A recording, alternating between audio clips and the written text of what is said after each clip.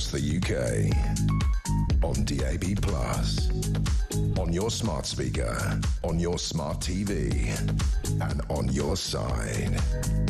This is Talk.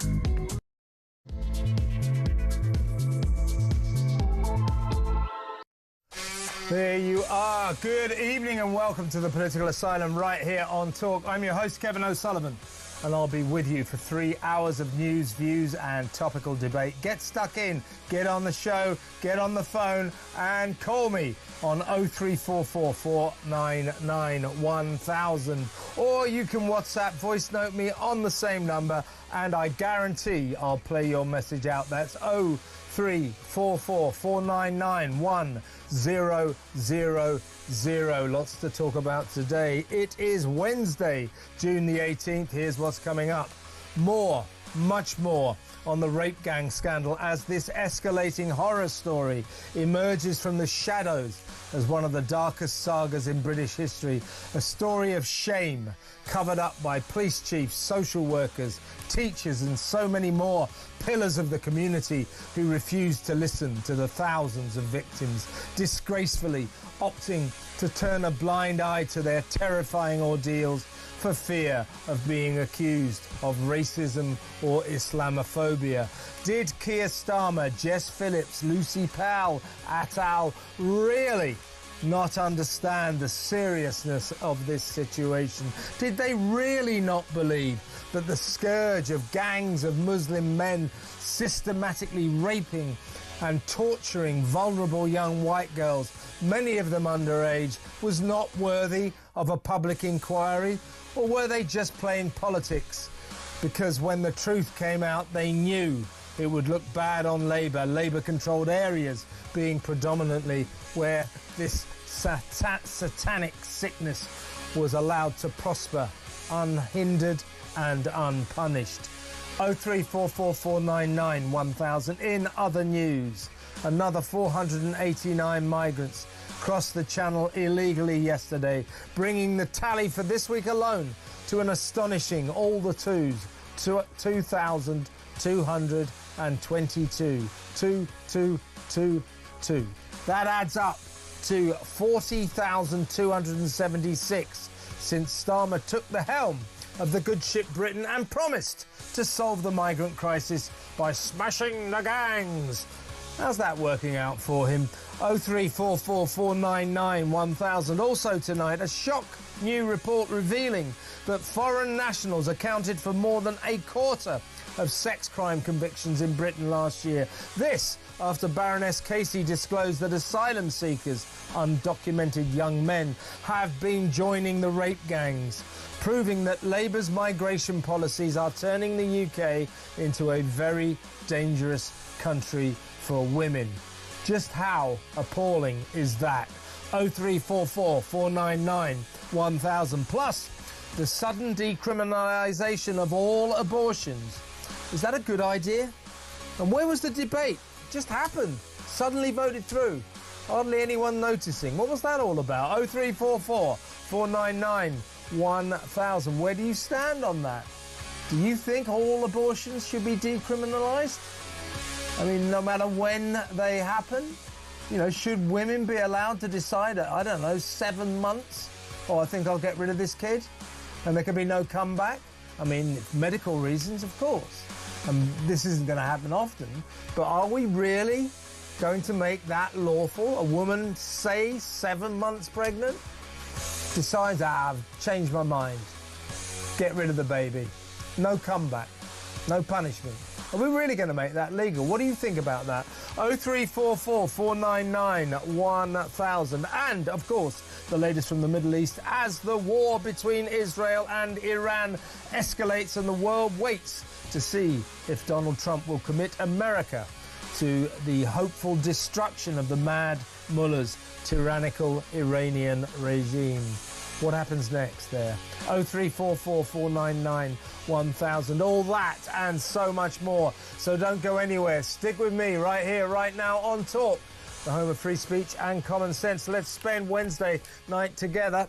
And for the first hour, I'm really pleased. I don't think he's done this before, so he's in for a real treat. No, but I am, seriously, only the best on this show. I'm going to be joined by author and political commentator Rakib Ehsan, Dr. Rakib Ehsan.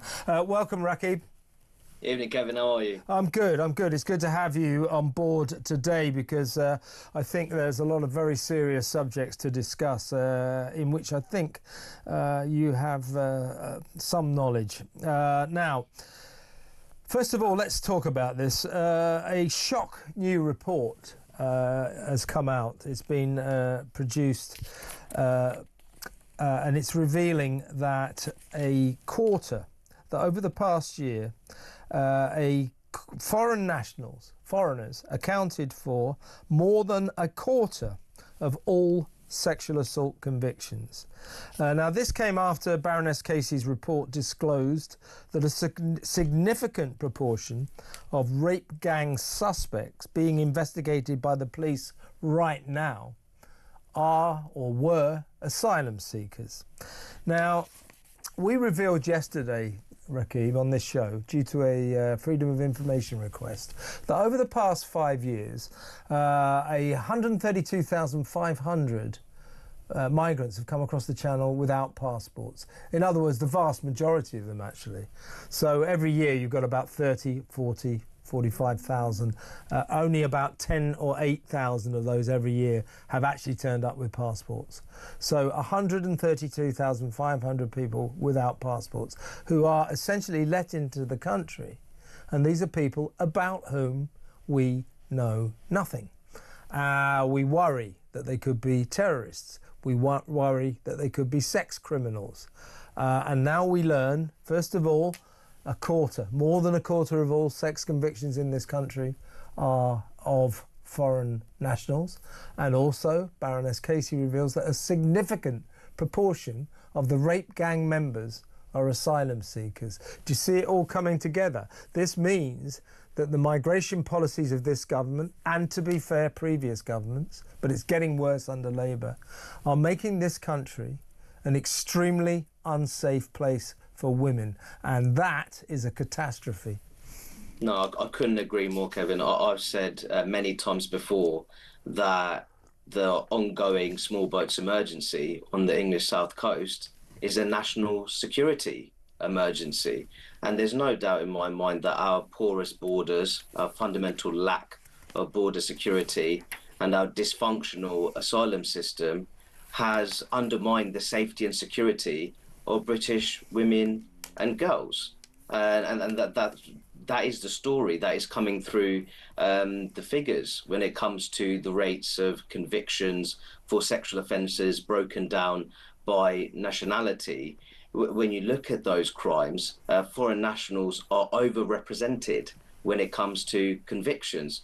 So I think that this is precisely why I support a well-ordered immigration system, which is rigorous and selective. And I also support an asylum system which ultimately prioritises women and girls who are at risk of sexual violence in their homelands. Now, at the moment, our asylum system is being overburdened, indeed overrun, by illegal male migrants. And based on the figures that you've said there, the vast majority, we have absolutely no idea about their political sympathies, their organisational affiliations, and indeed their potential criminal history in their country of origin. It's a very sorry state of affairs, and what it really does is undermine our collective security, and the law-abiding British mainstream is being let down by the British political establishment, which spans across several political parties. Yeah, I'm going to break down those figures I just gave you, just to encompass the sheer scale of it. So as I say,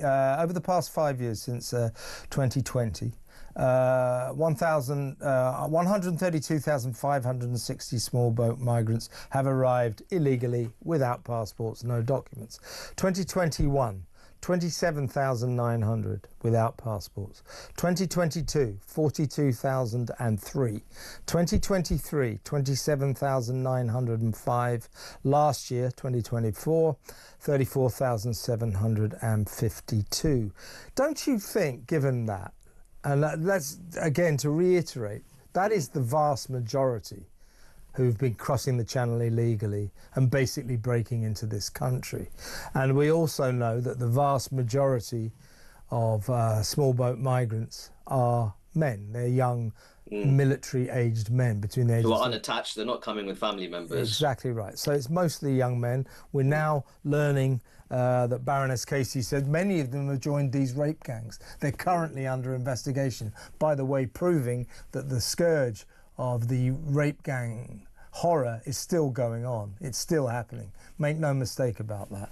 Police are currently chasing people around the country, so let's not forget that. But given those statistics I just told you, 132,516, don't you think we as a nation, have a right to demand of our government, to demand of Keir Starmer and the Home Secretary Yvette Cooper, look, you can't let people in without documents. Well, we must. We should be able to demand. They must have passports. We must know who they are. You've got to stop letting people in about whom we know nothing. It looks like they're committing a massively, disgracefully disproportionate amount of the sex crimes in this country. And as Baroness Casey said, a substantial proportion of them have joined rape gangs. This is because we know nothing about them when we let them in. We ought to be demanding of Starmer passports or they can't come in. What do you think? Well, I think what you're referring to there, Kevin, is a very basic expectation. And with our immigration system, I think that we need to see some fundamental reforms. In my view, we should be prioritising migrants from relatively stable English-speaking democracies with comparable standards of living and compatible social and cultural norms. That's not racist. That is basic common sense, and having an immigration system which prioritises integration. And in terms of our asylum system, it is completely dysfunctional and is being overrun by illegal male migrants. Let's be honest, the vast majority, the overwhelming majority of small boat migrants are unchecked male migrants, often originating from countries of origin where the prevailing social and cultural norms, especially towards women's rights, are fundamentally incompatible with those of Western liberal democracy. It's a recipe for disaster. And now our dysfunctional asylum system is feeding into our nationwide scourge of grooming gang activity. And that further complicates the picture when it comes to group-based child sexual exploitation and abuse. And we've seen many cases where fundamental security failures involving our asylum system have also led to Islamist terrorist attacks. So the point is that without a sound immigration and asylum policy, you cannot provide a high level of collective public security, and that needs to be understood by this current Labour government. But I also make the point that the Conservative government was responsible for many failures on this front, and the gap between the rhetoric on immigration and asylum and the reality, the policy reality, it couldn't have been wider. Absolutely. So in Australia, what they decided, and it solved their migrant crisis, all these people who arrive on illegal vessels illegally and pitch up on our shores and demand asylum, we will say no, because you've arrived illegally, because you broke our laws in your voyage, you arrived on an illegal vessel, that negates your right to claiming asylum. Now, I wouldn't mind us doing that totally in this country, but at the very least, why not say to the asylum seekers, the cross-channel migrants, if you turn up without a passport, no, there's no chance of you getting asylum whatsoever. Because we know what they're doing. They're chucking their passports and their documents into the English Channel on the way across. That's what they do. Everybody knows that. So I think we should urgently change the goalposts because there is no worse charge you can make against the government than your policies are endangering the women of this country. And that is the fact of the matter. That is the reality. Yeah. That is absolutely the reality. And I think that immigration, the failures of having a well-ordered immigration system, and I have to make this point as well, that many of these failures are happening in the post-Brexit context. This is not what Leave voters had in mind. In reality, it feels like we're in even less control of our borders. And I think that what we really have to talk about here is the UK's relationship with existing international human rights conventions and international refugee treaties. And if there is very little chance of modernizing these conventions and treaties, then we have to entertain the possibility of withdrawing from them. Because if we are attached to those conventions and treaties, Kevin, it's very likely that we will not have truly meaningful sovereignty when it comes to our immigration and asylum policy. But I also have to make the point that you need to have a government that has the willpower and also that sense of protectiveness over the law-abiding British public when it comes to designing immigration and asylum policy. Britain is ultimately a home. And I'd make the point that when it comes to having a home, you should be very protective over it. And that includes being highly selective over who enters your home. At the moment, it's open season. And I think that, as you say, that is undermining the safety and security of British women and girls. And the Labour government had very ambitious plans to reduce violence towards women and girls. Well, I'd like to see that passion when it comes to designing future immigration and asylum policies. Yeah, I remember that. The Keir Starmer said we will halve the number of sex crimes against British women.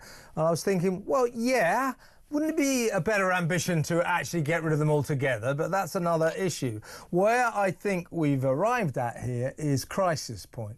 The Starmer, I think, and his government are now under intense pressure to do something instead of just standing there saying, smash the gangs, because they haven't smashed a single gang in 11 months. And as I always say, that's the wrong strategy. You've got to stop the migrants. If you stop the migrants, the gangs automatically get smashed. If you smashed all the gangs that exist right now, regular listeners will get fed up with me saying this, but it is a fact that bears repeating. If you smashed all the gangs, people smuggling gangs tonight, there'll be new ones tomorrow morning because of the rule of supply and demand.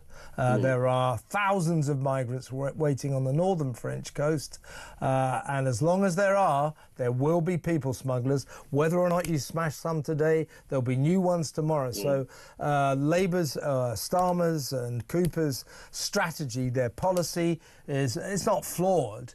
It is absolutely doomed to failure, and they kind of know it. I think they thought they could get away with approaching the migrant crisis in a performative way, to use tough words that will make the headlines. Smash the gangs, the evil people smuggling gangs. It sounds good, doesn't it? It makes the headlines. The trouble is, after 11 months, when you haven't even come close to even finding a people smuggling gang, the smash the gangs rhetoric starts to sound a little bit hollow.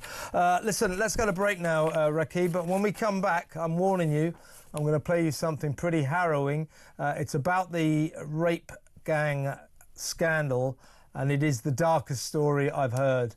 It is the dark heart of the darkest story of this nation's recent history. So stand by, brace yourself for that.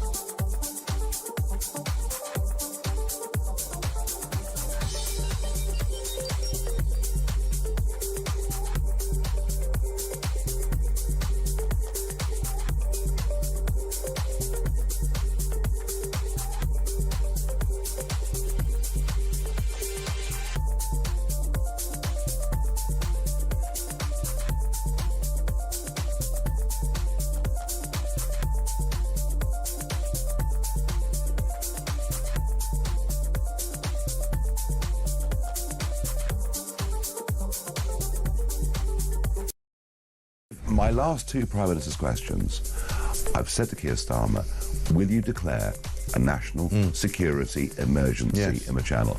And he absolutely refuses to do it.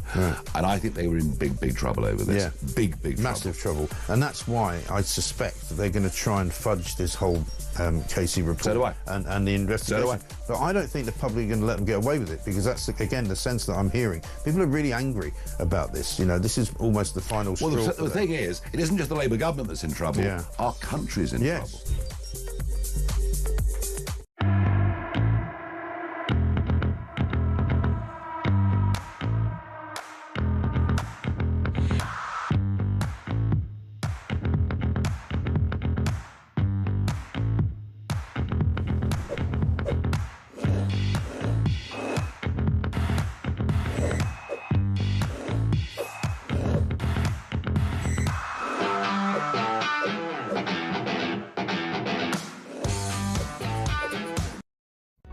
Across the UK, on DAB+, on your smart speaker, on your smart TV, and on your side. This is Talk. Welcome back. Welcome back. I'm still with author and political commentator Rakib Ehsan. Rakib, are you there? Yeah, I'm here. Okay.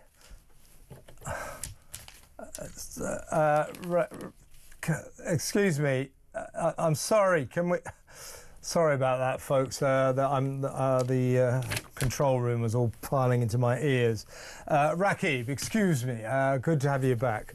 Right. Right. Let's talk about the rape gang scandal here. And the angle I'm going to take here is that back in January, and indeed before that, the Prime Minister and his acolytes were telling us there was no need for a public inquiry into the rape gang scandal because if you felt that, you were climbing on a far-right bandwagon. I still can't quite quantify what his thinking was there. I think it was basically that he didn't fancy a public inquiry because it would make Labour look bad.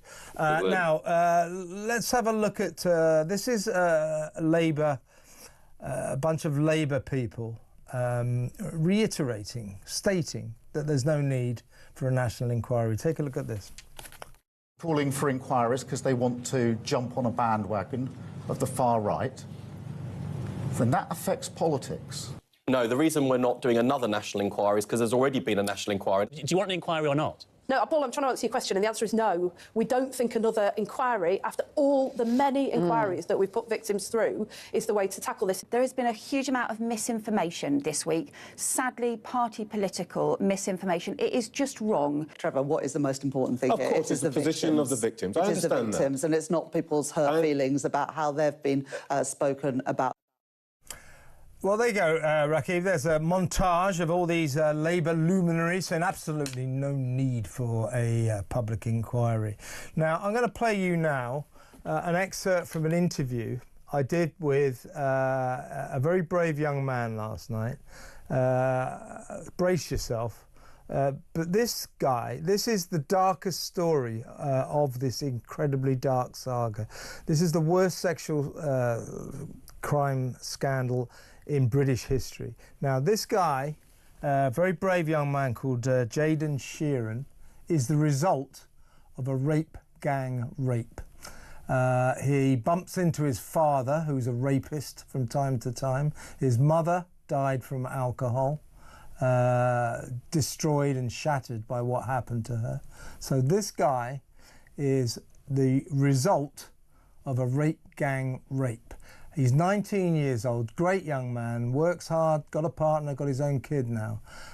He told me that every day in every way, there's never a second goes by when he doesn't think about this.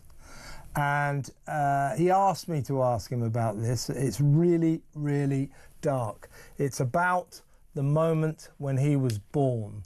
So have a listen to this, and then we'll come back and we'll discuss why these politicians didn't think there was a need for a public inquiry. Listen to this. Now, listen, I'm just going to read out this bit of the story. I hope you don't mind, but you know, I'm a bit of a jaded old hack, but it's not often that I read or see something that shocks me, but this shocked me to the core. This is when you were born. Jodie, your mum, apparently held you up, the baby, looked at you and said, "Take him away now, get him off me." How does that make you feel? Obviously, it's not nice, but you have to come through it in whatever way you can. Like, I'm here now, so it's all that matters. That's what I got to think. Yeah. Well, you know, this was obviously the shock at the time. So there you go, Rakib. He's 19 years old, still crying about that. Apart from that, he didn't cry at all, but he's got a horrific story to tell. And I see that as the dark epicenter of the rape scandal. This guy is the product of a rape gang rape. He bumps into his father regularly. His grandmother, a remarkable woman who brought him up. He did go on to forge a good relationship with his poor mum, but she was too damaged and eventually drank too much and died. But his grandmother went to the police and said, "This happened to my daughter." So the perpetrator, Jaden's dad, was arrested, was charged. Guess what? The Crown Prosecution Service subsequently dropped the case. Ange, his grandmother, went back to the police and said, "My daughter was raped by a gang in a hotel room. She came back to the house out of her mind on drink and covered in curry powder, weirdly.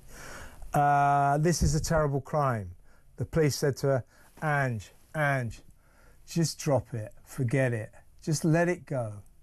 So the reason I put you through that, Rakib, and indeed the audience, is when I hear politicians, even back in January, no need for a public inquiry. I just think, you listen to that story, I just think, to hell with them. To hell with them. They must have known there was a need for a public inquiry, and yet they preferred to play politics with it. That is a disgrace, isn't it? It's a complete disgrace. And firstly, I have to make the point that Jaden is an incredibly brave and courageous young man. In terms of a national public inquiry into grooming gangs, Kevin, it's long overdue. And we can't let the Conservatives off the hook. They had 14 years. We had 14 years of Tory-led rule. They didn't hold a national statutory inquiry into grooming gangs.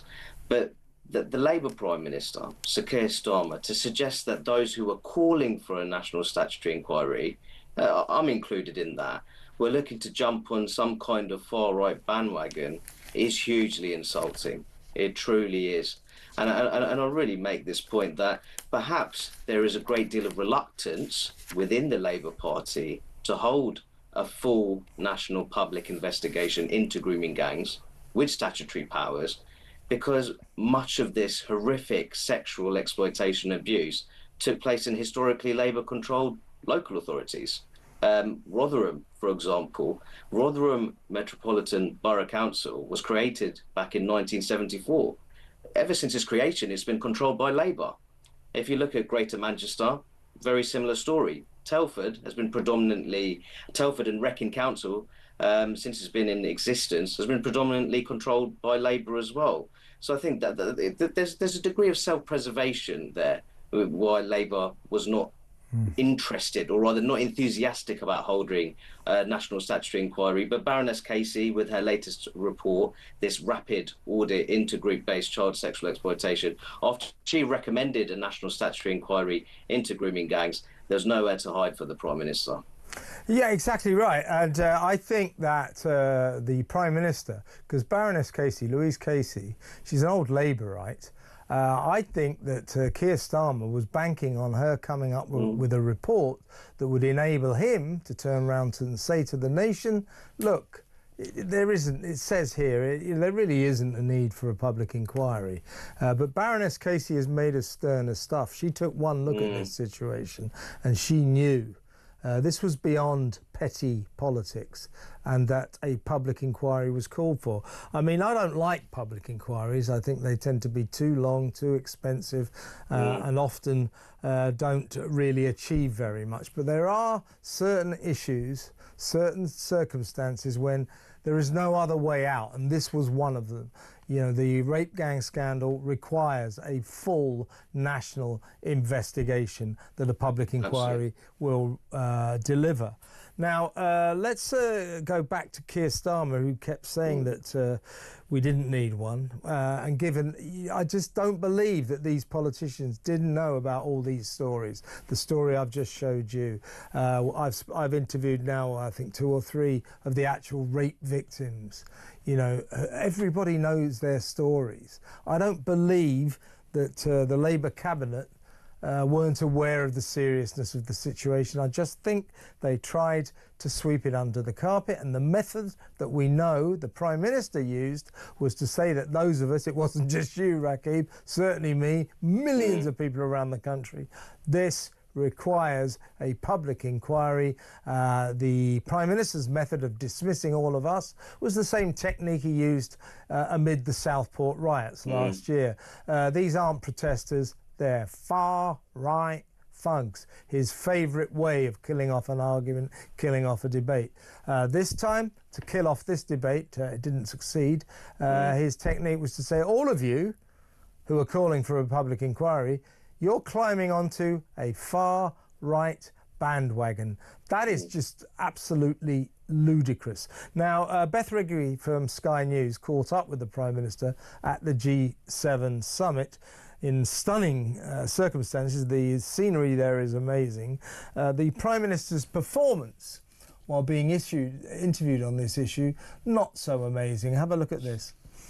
You accuse politicians like Badenoch of jumping on a bandwagon for the far right. Was that misjudged to put it in those terms? Do you wish you hadn't said that now? I was really clear that I was talking about politicians. I know, I just said that. Yeah, and I do think that those politicians need to answer the question, which is why, when you were in power and had the opportunity to do something, but do you wish you hadn't nothing? Conflated it with right-wing bandwagon, because that's not what people's concerns about grooming gangs weren't necessarily right-wing. Do you sort of wish you hadn't said it? I don't. I've never implied that other people with genuine concerns, and certainly not victims.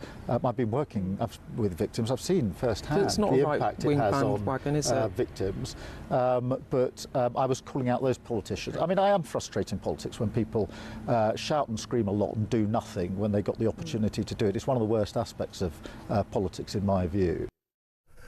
Who's his advisor who prepares him for these interviews? Is it Coco the Clown or something? I mean, it's just ridiculous, just ridiculous. And by the way, he didn't just accuse politicians of climbing on a far-right bandwagon. That is a distortion of what he said. It was all of us.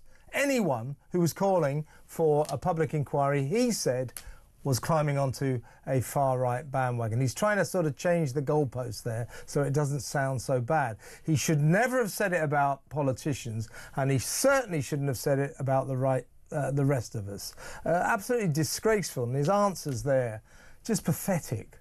No, absolutely. And I think any politician that tells you that we've had a national inquiry into the grooming gangs, the key point here is that we have never had a full national public investigation into the grooming gangs with statutory powers, those powers to compel witnesses to attend and to take evidence under oath. And I think a big part of a future national public inquiry with statutory powers looking into grooming gang activity is determining public sector accountability. Now, that doesn't just include local institutions such as local councils, police forces, safeguarding partnerships, and also looking at care home staff, social services. That needs to look at Whitehall as well, Kevin. That needs to include central government, and it certainly needs to include the Crown Prosecution Service as well. It's not just local government, we also need to be looking at national government. Indeed. Listen, we're going to break now, Rakib, and when we come back, I want to talk about someone who is emerging as the unlikely villain of the story, and that is the alleged Minister for the safeguarding of women and girls, Jess Phillips, who I think should probably be divested of that portfolio, the way she's been behaving. We'll talk about that next. Stay tuned.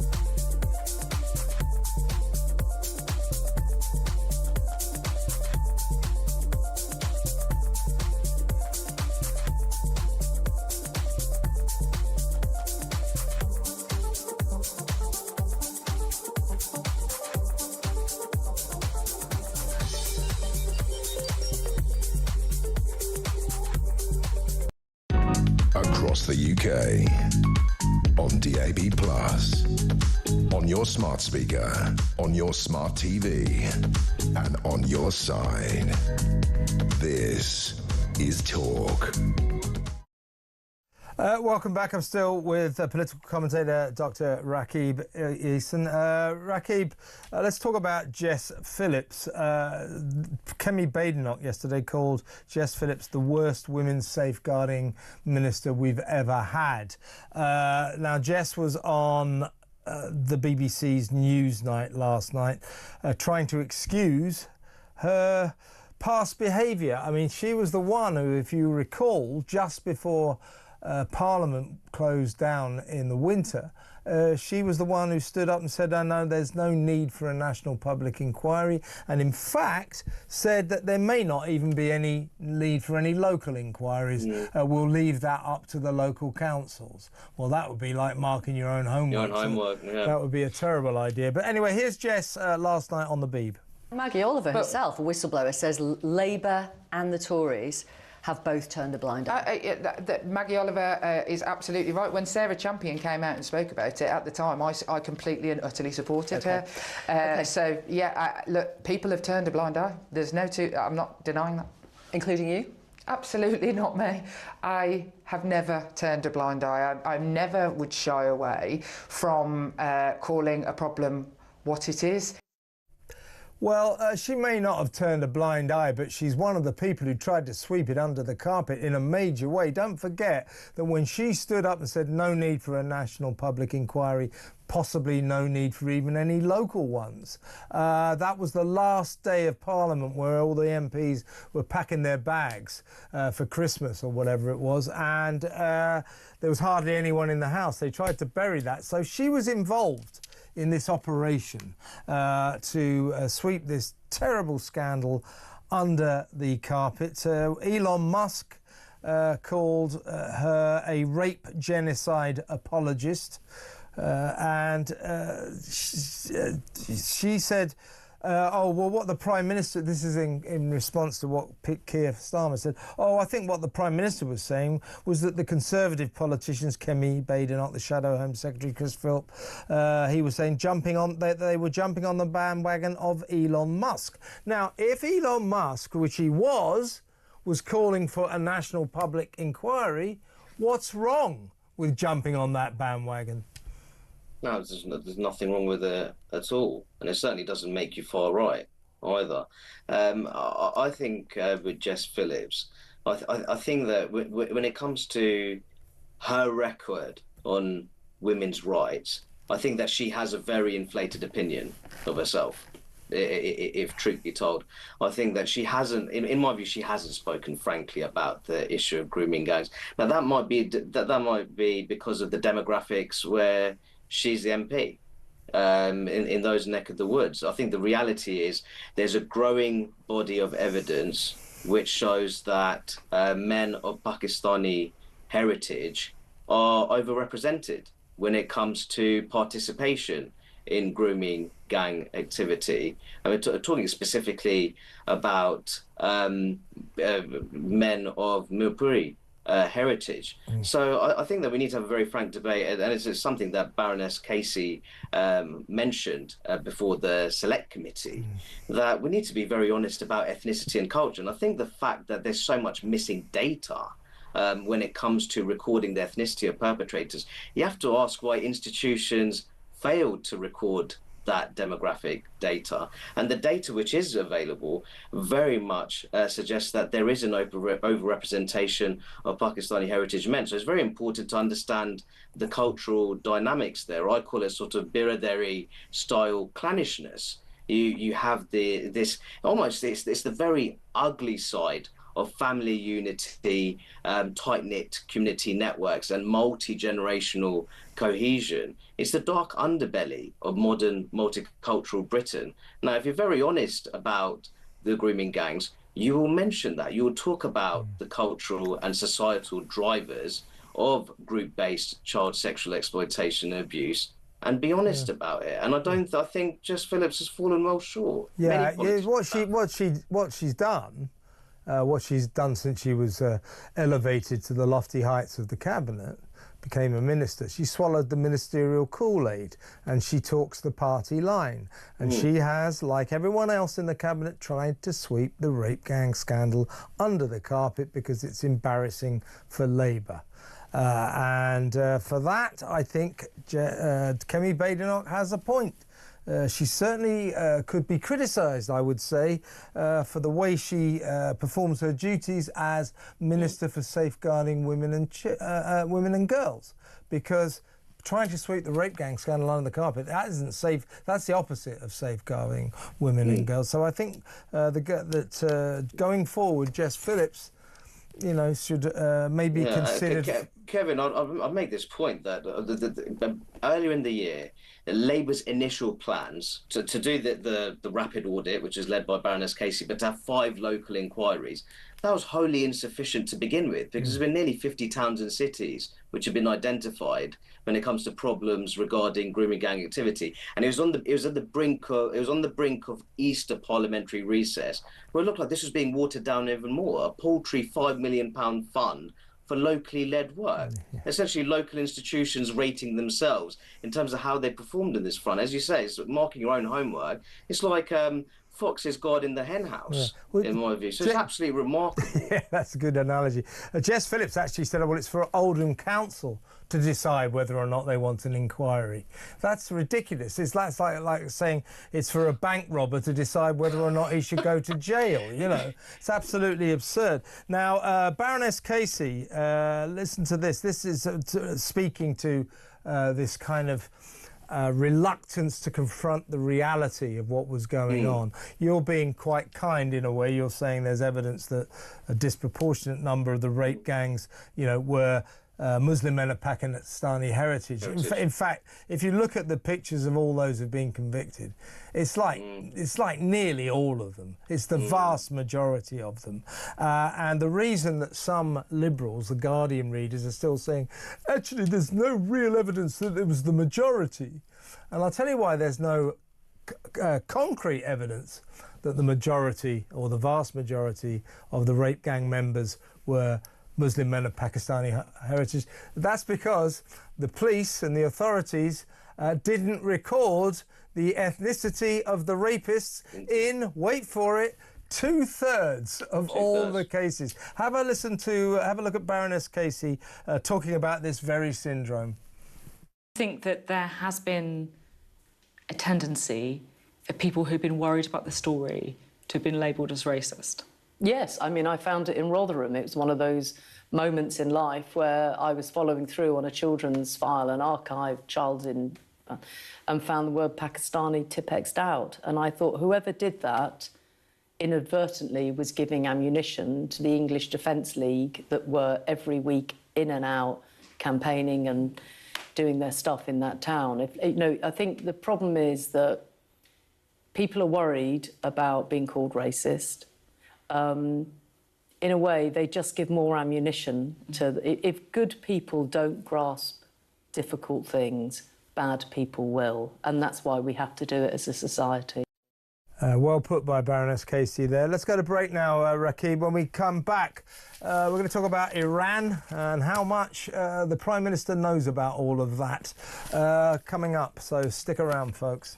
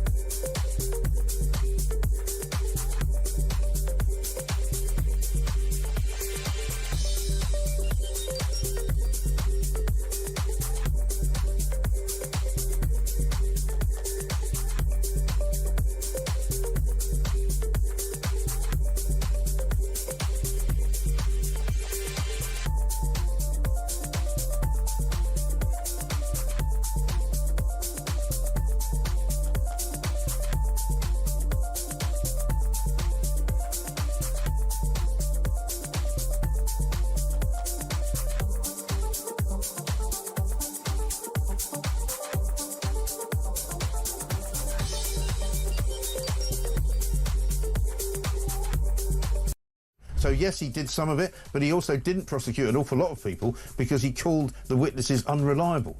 And so they didn't go through with the prosecution. So an awful lot of people, an awful lot of victims were left without any justice under Keir Starmer's reign. And that, to me, on a human level, is one of the biggest and most heinous things about this, because this was working-class girls, maybe from fractured families, maybe with some issues, socially, some of them mentally. in care. Some of them from care, with no support network at all, who have been used and abused, and society has turned a blind eye.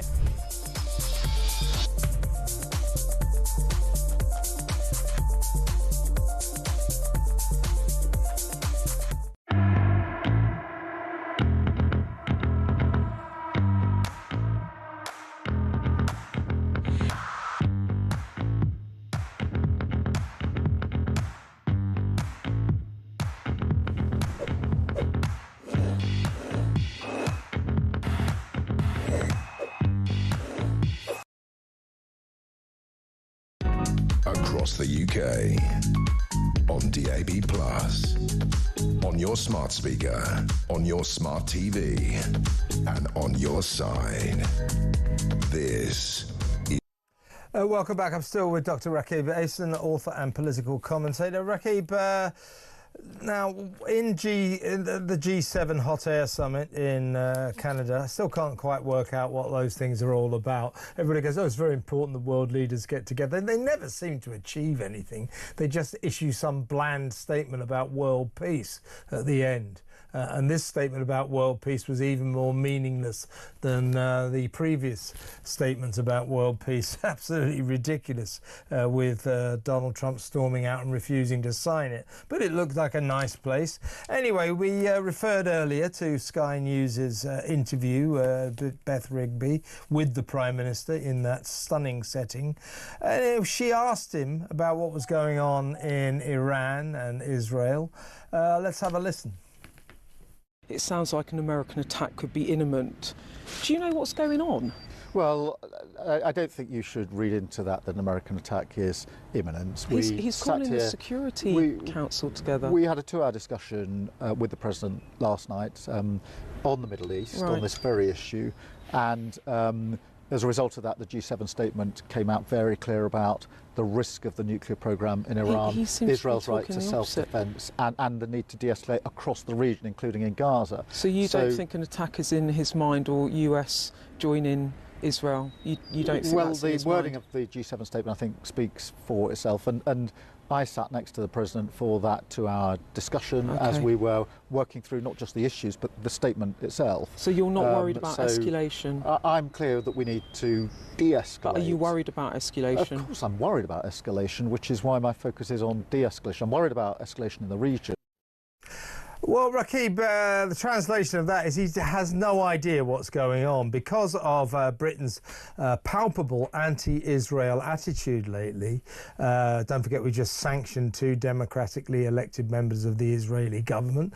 They're not particularly savoury individuals, but they are part of the government. And quite why Britain was sanctioning them remains a mystery to me. You didn't need to do that.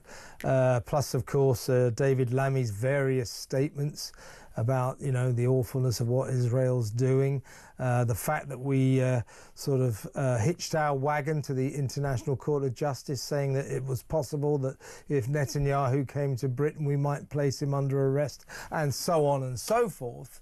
This has resulted in Britain being kicked out of the circle of intelligence.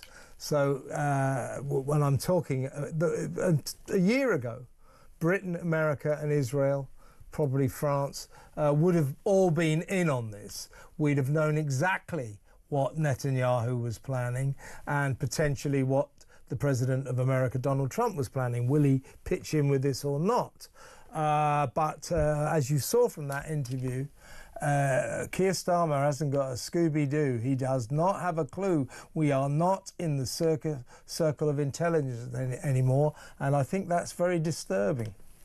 Well, I think we make the point that ultimately, Kevin, the US absolutely has its right to pursue its own foreign policy, and the UK also has its right to pursue its own foreign policy. Now, of course, in an ideal world, you would want there to be a degree of compatibility between US and UK foreign policy. But you could say that we had that under Bush and Blair when it came to the so-called war on terror, the illegal invasion of Iraq. So that sometimes that compatibility doesn't work very well. It doesn't go according to plan. Well, it doesn't when Britain becomes, as I said, palpably anti-Israel, which it has become. Netanyahu, you know, wouldn't be in the same room as Starmer anymore. Certainly wouldn't be in the same room as David Lammy. Same deal for Trump. We have alienated ourselves from these people.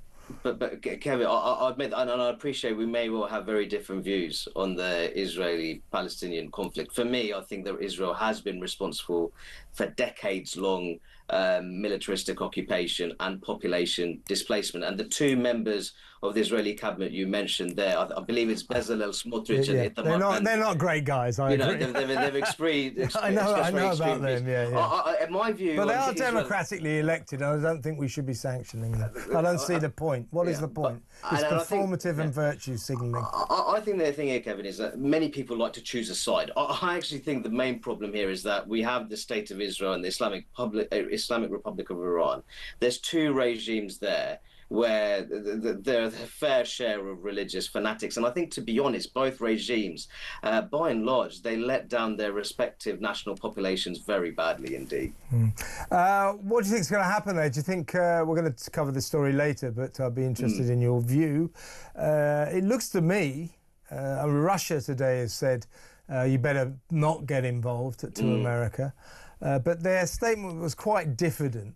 It was just warning of the result, you know, that this could be very destabilising to the region if America does that. So it wasn't, if you hook up with Israel in these bombing raids, you know, we'll attack you. It wasn't that.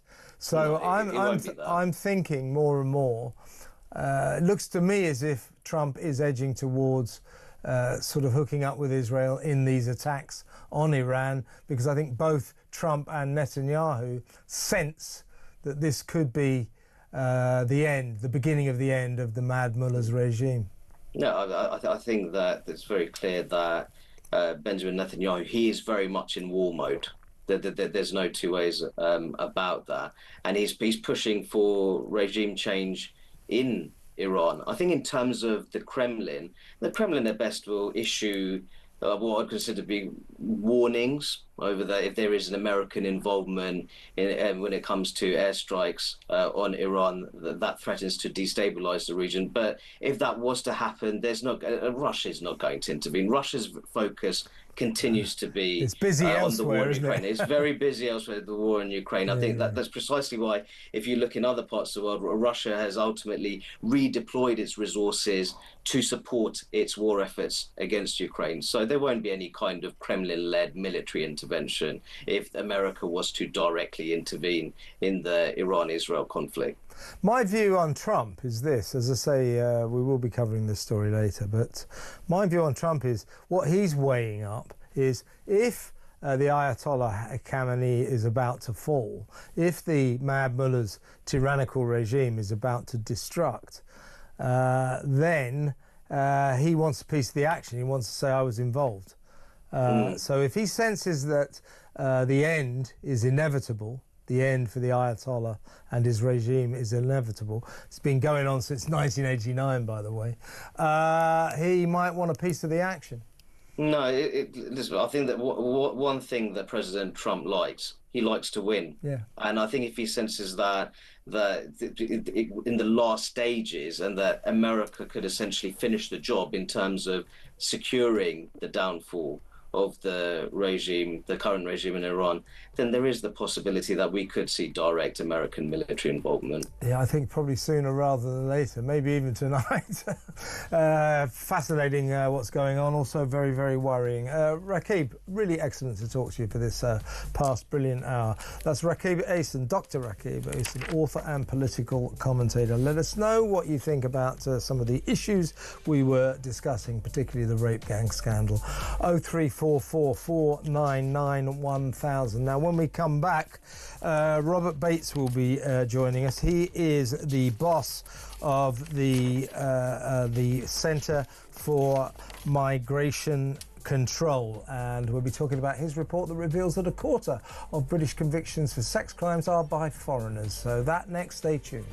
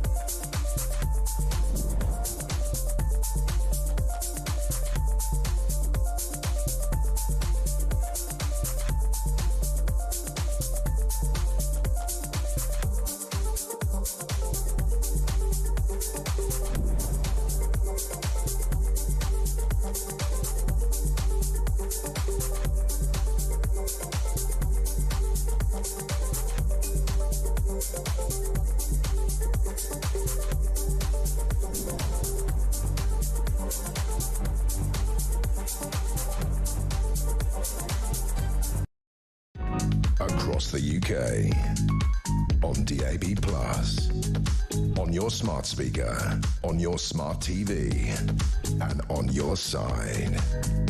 This is Talk.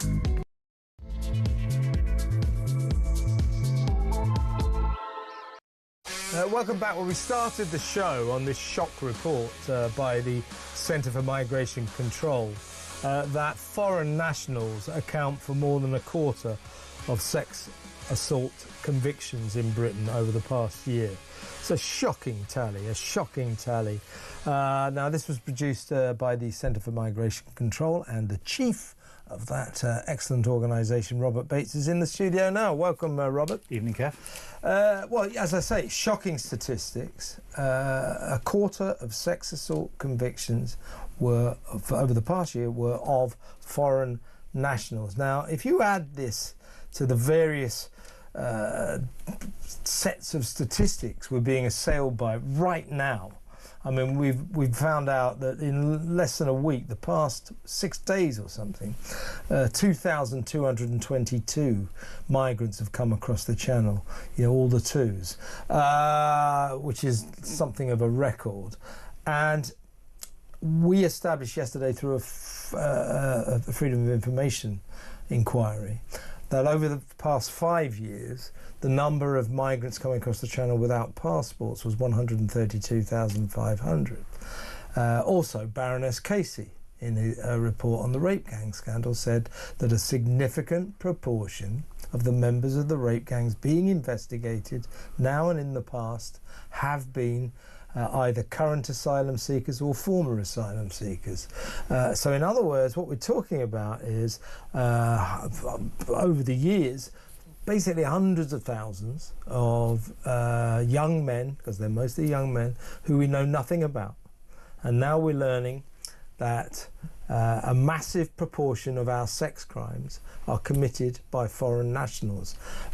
These rape gangs, a significant proportion, to use Baroness Casey's term, a significant proportion of the members are asylum seekers. So all these young men coming across the channel, and the statistics that you've come up with, what Baron Casey was saying, what this adds up to is that this government is presiding over a migration policy that has made Great Britain an extremely unsafe and dangerous country for women. That's a disgrace.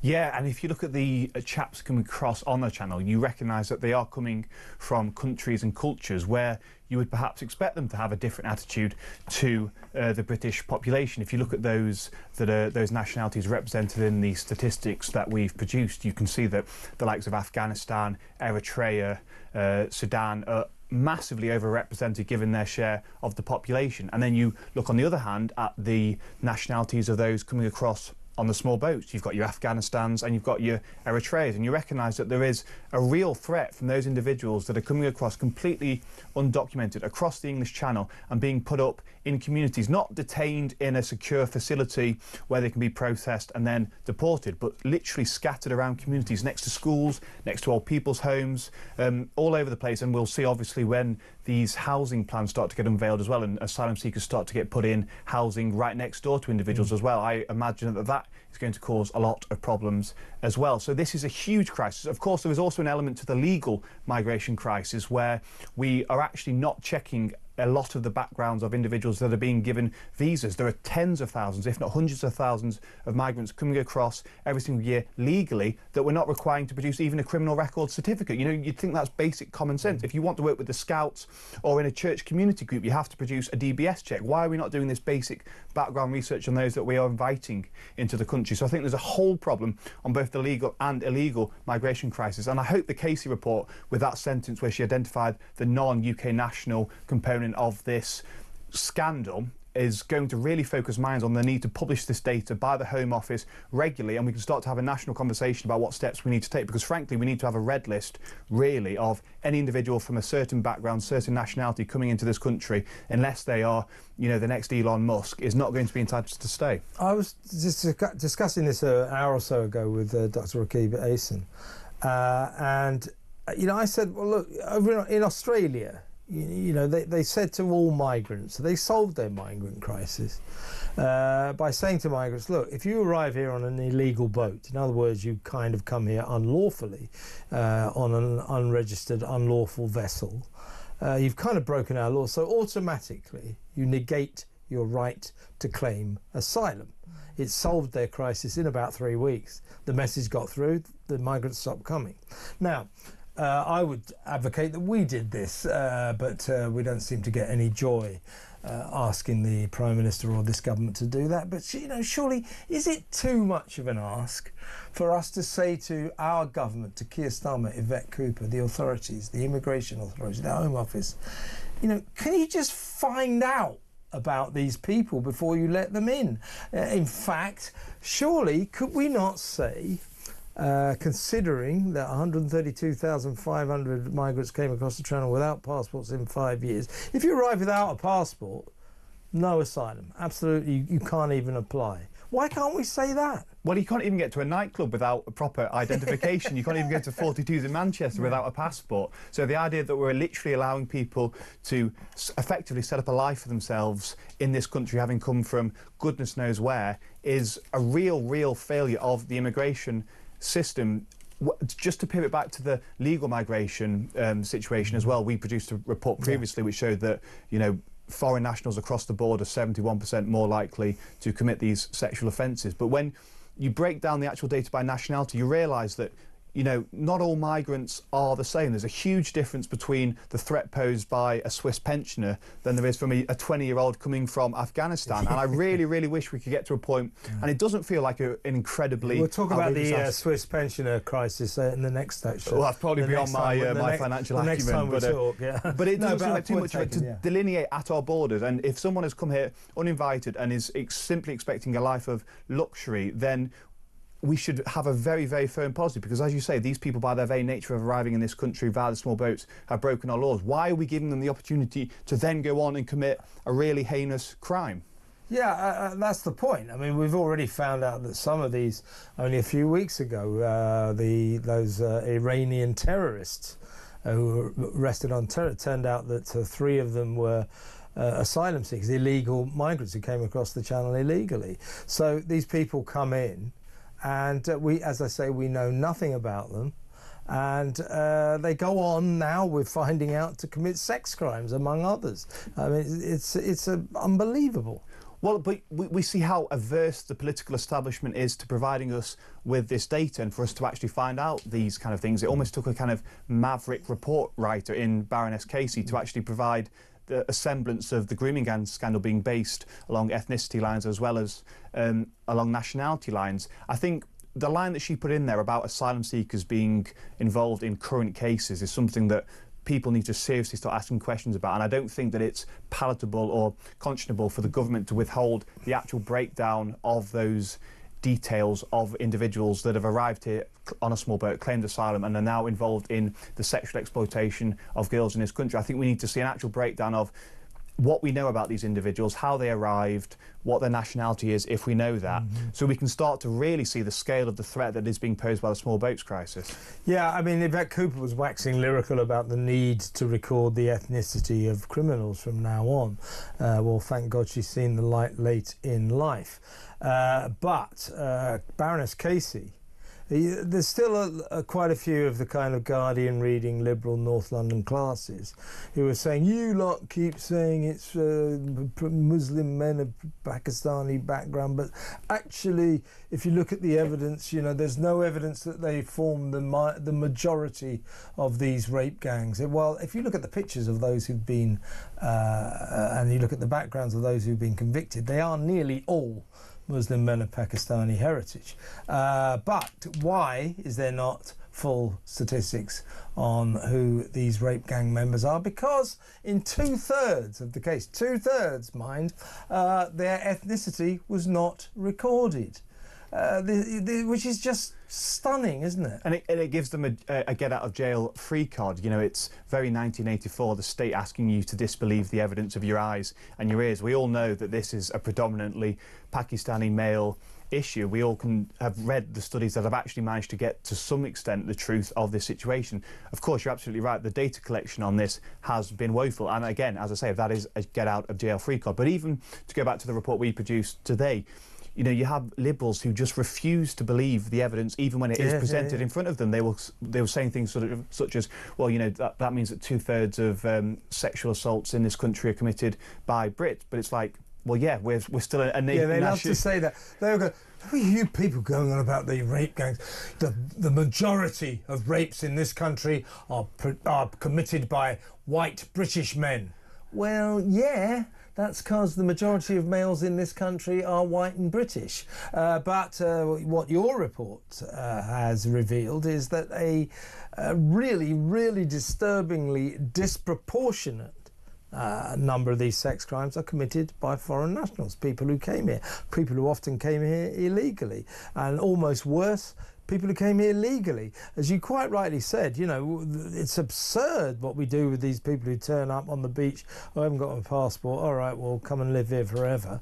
But there are people who come, millions of people, literally millions, who come here legally, and they get legal visas. They're not asked many questions, are they?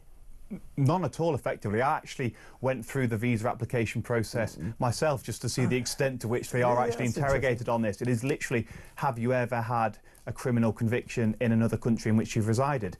Yes or no box. Next question. I what do you want to cannot do? tell a lie. Yes, 14 sex convictions, as if they're going to write that. Exactly, everyone's Mother Teresa whilst they're filling in that form, and they're not tempted to just press that. It's like when you go to America and you have to fill in that bit of the form. Do you intend to cause mayhem or insurrection upon your arrival in America? As if you're going to go, yes, that's why I'm coming. Yeah. Exactly. It's an archaic system that, frankly, is based on a level of trust that I don't think was ever warranted, and is now certainly not the case when we have these kind of statistics being presented in front of us. I think we really need to get to a point, as I've said, where a red list is in place where individuals from a certain countries, I'm talking about your Afghanistans and your Eritreas, where there is a disproportionately high crime rate, have to face additional hurdles before they can get given that visa. That's what used to happen until 2020, and that was scrapped as a result of the Equality Act. So a bit of common sense when we're dealing with this, because these are people's lives at the end of the day that are being upturned as a result of our immigration policy. Absolutely. Now, this was the hot topic in Prime Minister's Question Time today.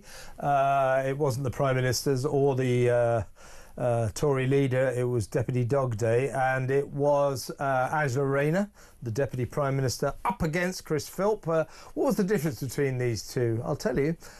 Chris Philp clearly did some preparation. Angela Rayner, not so much. He absolutely kicked her around the house. He annihilated her. All she could say was, I won't take lectures from you. What about when the Tories were in power? It was pathetic. She hadn't made any preparation at all. Anyway, here they are talking about the very issue that we're discussing.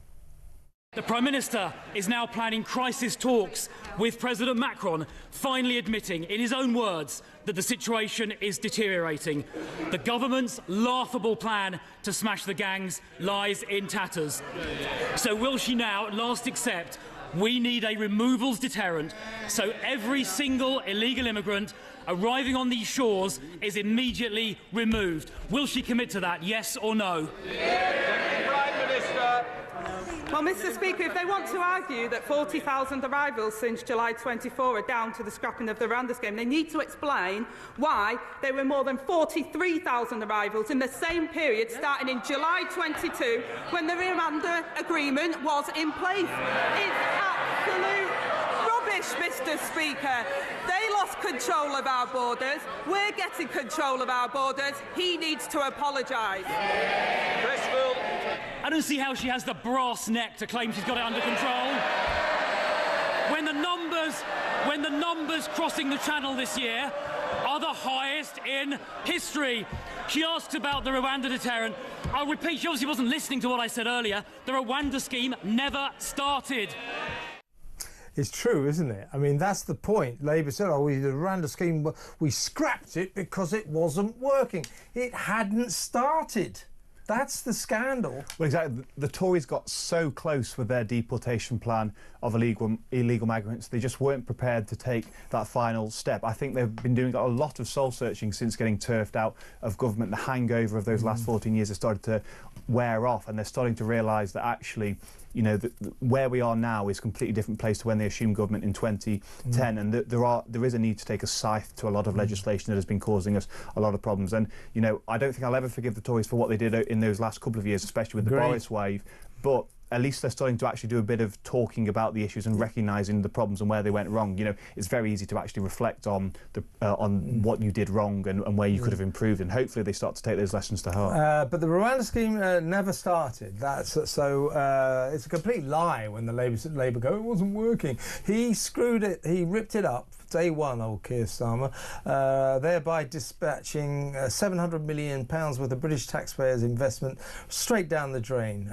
Impetuous, ridiculous, we've had no deterrent since, and as Chris Phillips referred to there, the smash the gangs policy is becoming like kind of music hall comedy now. It's an absolute joke. 11 months, not a gang even located, let alone smashed. We've spent £300 million giving that lot, the Border Security Command, the latest high-tech surveillance equipment to catch and smash the gangs, and but nothing. Just 300 million down the drain, no one caught. It's the wrong strategy. You got to stop the migrants. Never mind the gangs. If you stop the migrants, the gangs will disappear. Well, I think the problem Labour have is what does success of their policy actually look like? How do we know when these gangs have been smashed? With the stop the boat mantra, at least we knew if the Tories were succeeding or failing because we could see the boats coming across the channel. But the smash the gang strategy, as far as I can decipher, the biggest success they've had in the last 12 months now is digging up a dinghy out of some sand in a French beach and doing a sort of photo shoot about that, and walking into a warehouse and popping a couple of inflatables in Central Europe. So this is a strategy that is just flailing around, waiting to be put out of its misery. Unfortunately, Keir Starmer has got nowhere else to go, and thus he will keep doubling down with this strategy, inflicting more and more misery on the country as a result of it. And, you know, 17,000 have come across the channel now. We will 100% hit 50,000 this year. Where are they going to be put? They're going to increasingly be put in that social housing, pricing out Brits, and I think the anger that we're feeling in the country right now is going to grow and grow and grow. Well, we're 40% up on arrivals from this time last year, so it is demonstrably the case that this government's policies have resulted in a rocketing rise in the number of migrants coming across the channel illegally. There are no deterrents. Smash the gangs is not a deterrent at all. In fact, we've got a lot of enticements, you know, 50 quid a week, free hotels, free doctors, free dentists, free lawyers to fight your case to stay. You know, these are not deterrents.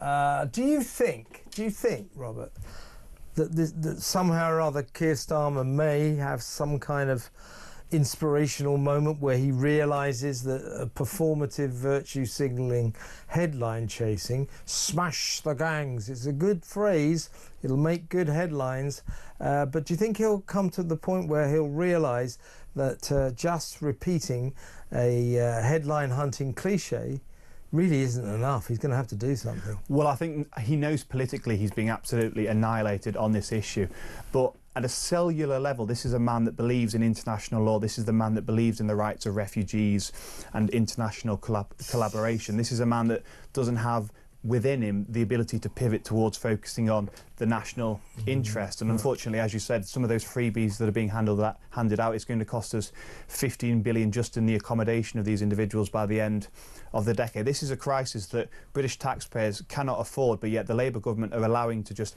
drift and grow. And we are increasingly going to see people get very upset as they realise that the implications of this, that this is spilt out just from those hotels, and, oh, at least it's not in my neighbourhood. You know, we see these kind of Lib Demi kind of mindsets of, oh, well, give them their fair due, give them their rights, give them their ability to claim asylum, but it will eventually reach the point where it starts to encroach on their neighbourhood, and they'll see why those seats across the red wall, such as Runcorn, where it was a huge issue on the doorstep, will increasingly see that actually this is a problem that really, really feels existential and is tearing at the very fabric of our communities. Existential is the word. I think Starmer and Rayner and the gang are in big trouble on this, huge trouble, and they damn well know it.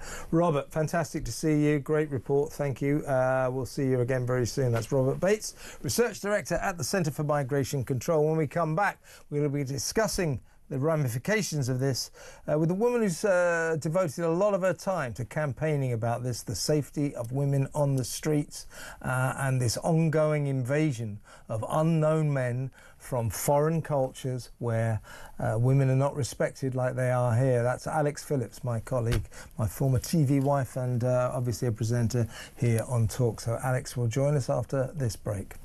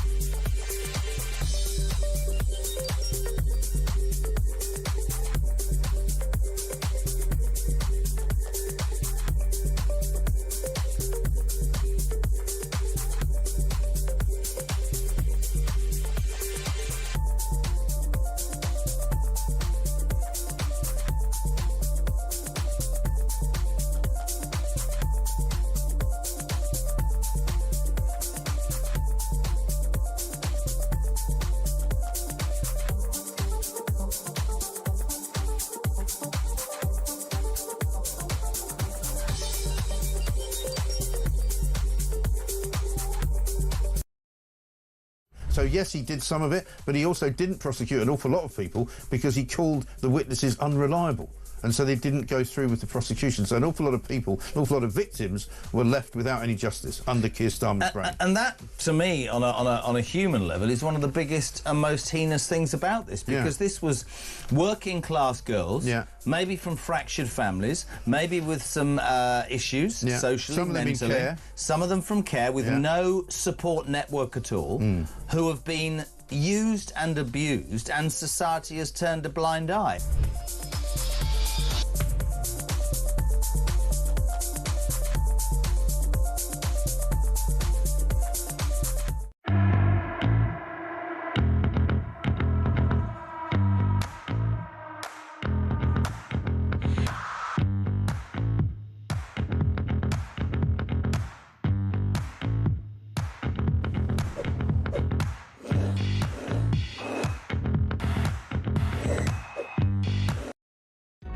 Across the UK, on DAB+, on your smart speaker, on your smart TV, and on your side. This is Talk. Welcome back. Donald Trump, by the way, has just said that a deal with Iran could still happen. That's if they can find Iran under the massive pile of rubble that it is fast becoming under the deluge of bombs and missiles that Israel is dropping on them. But he's saying there still could be some kind of diplomatic solution. But we're also waiting, I guess, with bated breath as to whether or not America will join Israel. There's certainly been indications that they'll do that. So we'll be catching up with that story a little later in the programme. But first, we're going to go back to what we were just talking to Robert Bates, the Centre for Migration Control Chief, about, and that is his report. His organisation's report revealing that foreign nationals over the past year accounted for more than a quarter of sex assault convictions in Britain.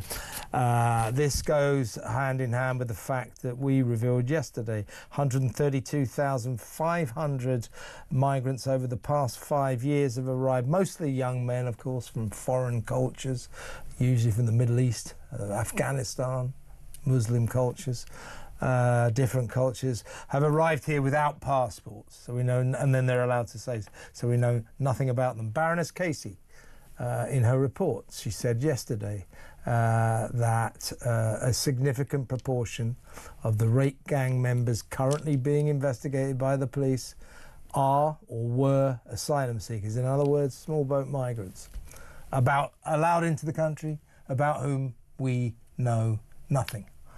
A quarter of our sex crimes committed by foreign nationals. You're beginning to see a picture emerge here, aren't you? So let's talk to someone who campaigns about women's safety very impressively. She's my good friend, my former TV partner and talk presenter, Alex Phillips. Hi, Alex. Good evening, Kev. Hi. Now, listen, I said this to Rakib Ehsan earlier.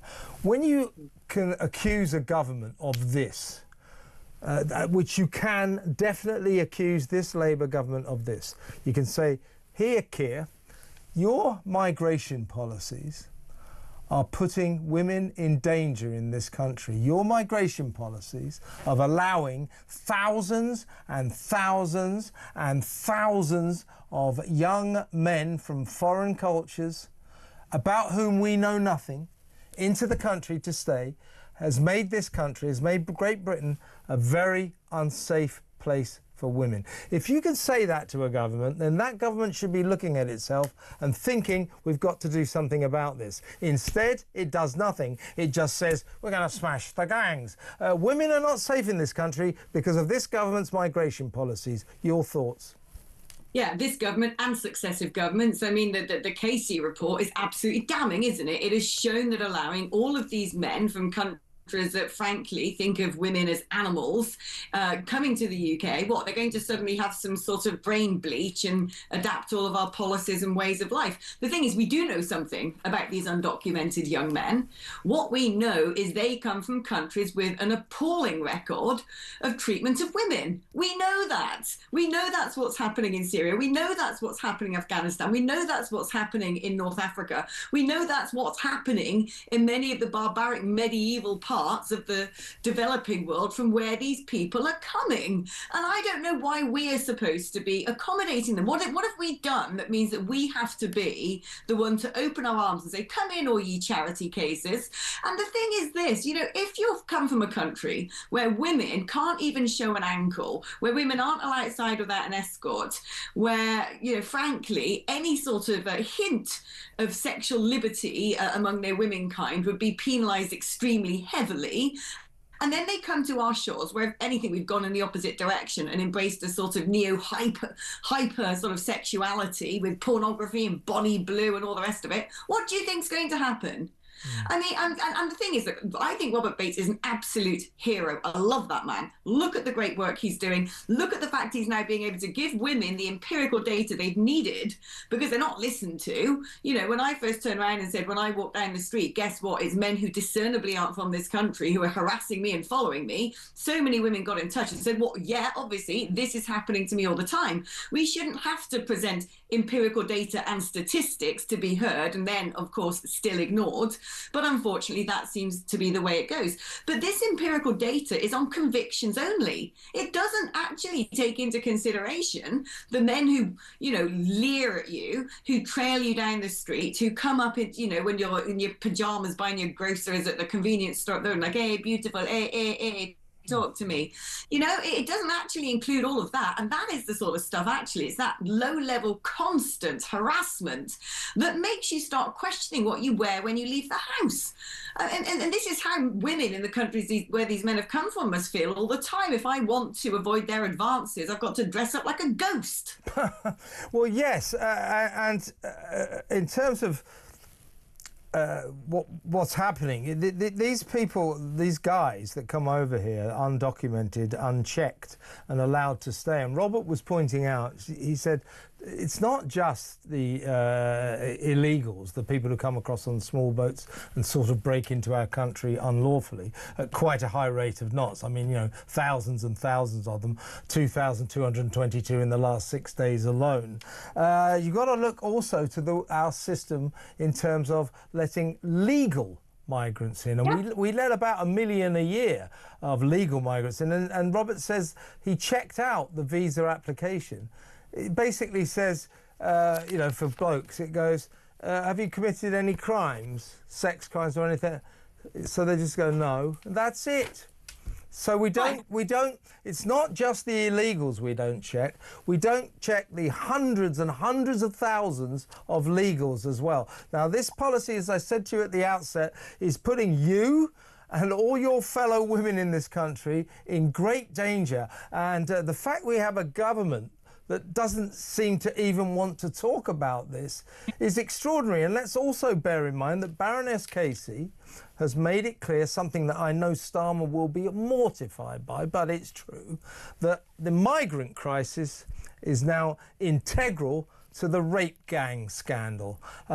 She said a significant proportion of the rape gangs being investigated now are full of asylum seekers, either current asylum seekers or people who've had their asylum applications granted. So it's all linked, and this is a sexual crisis.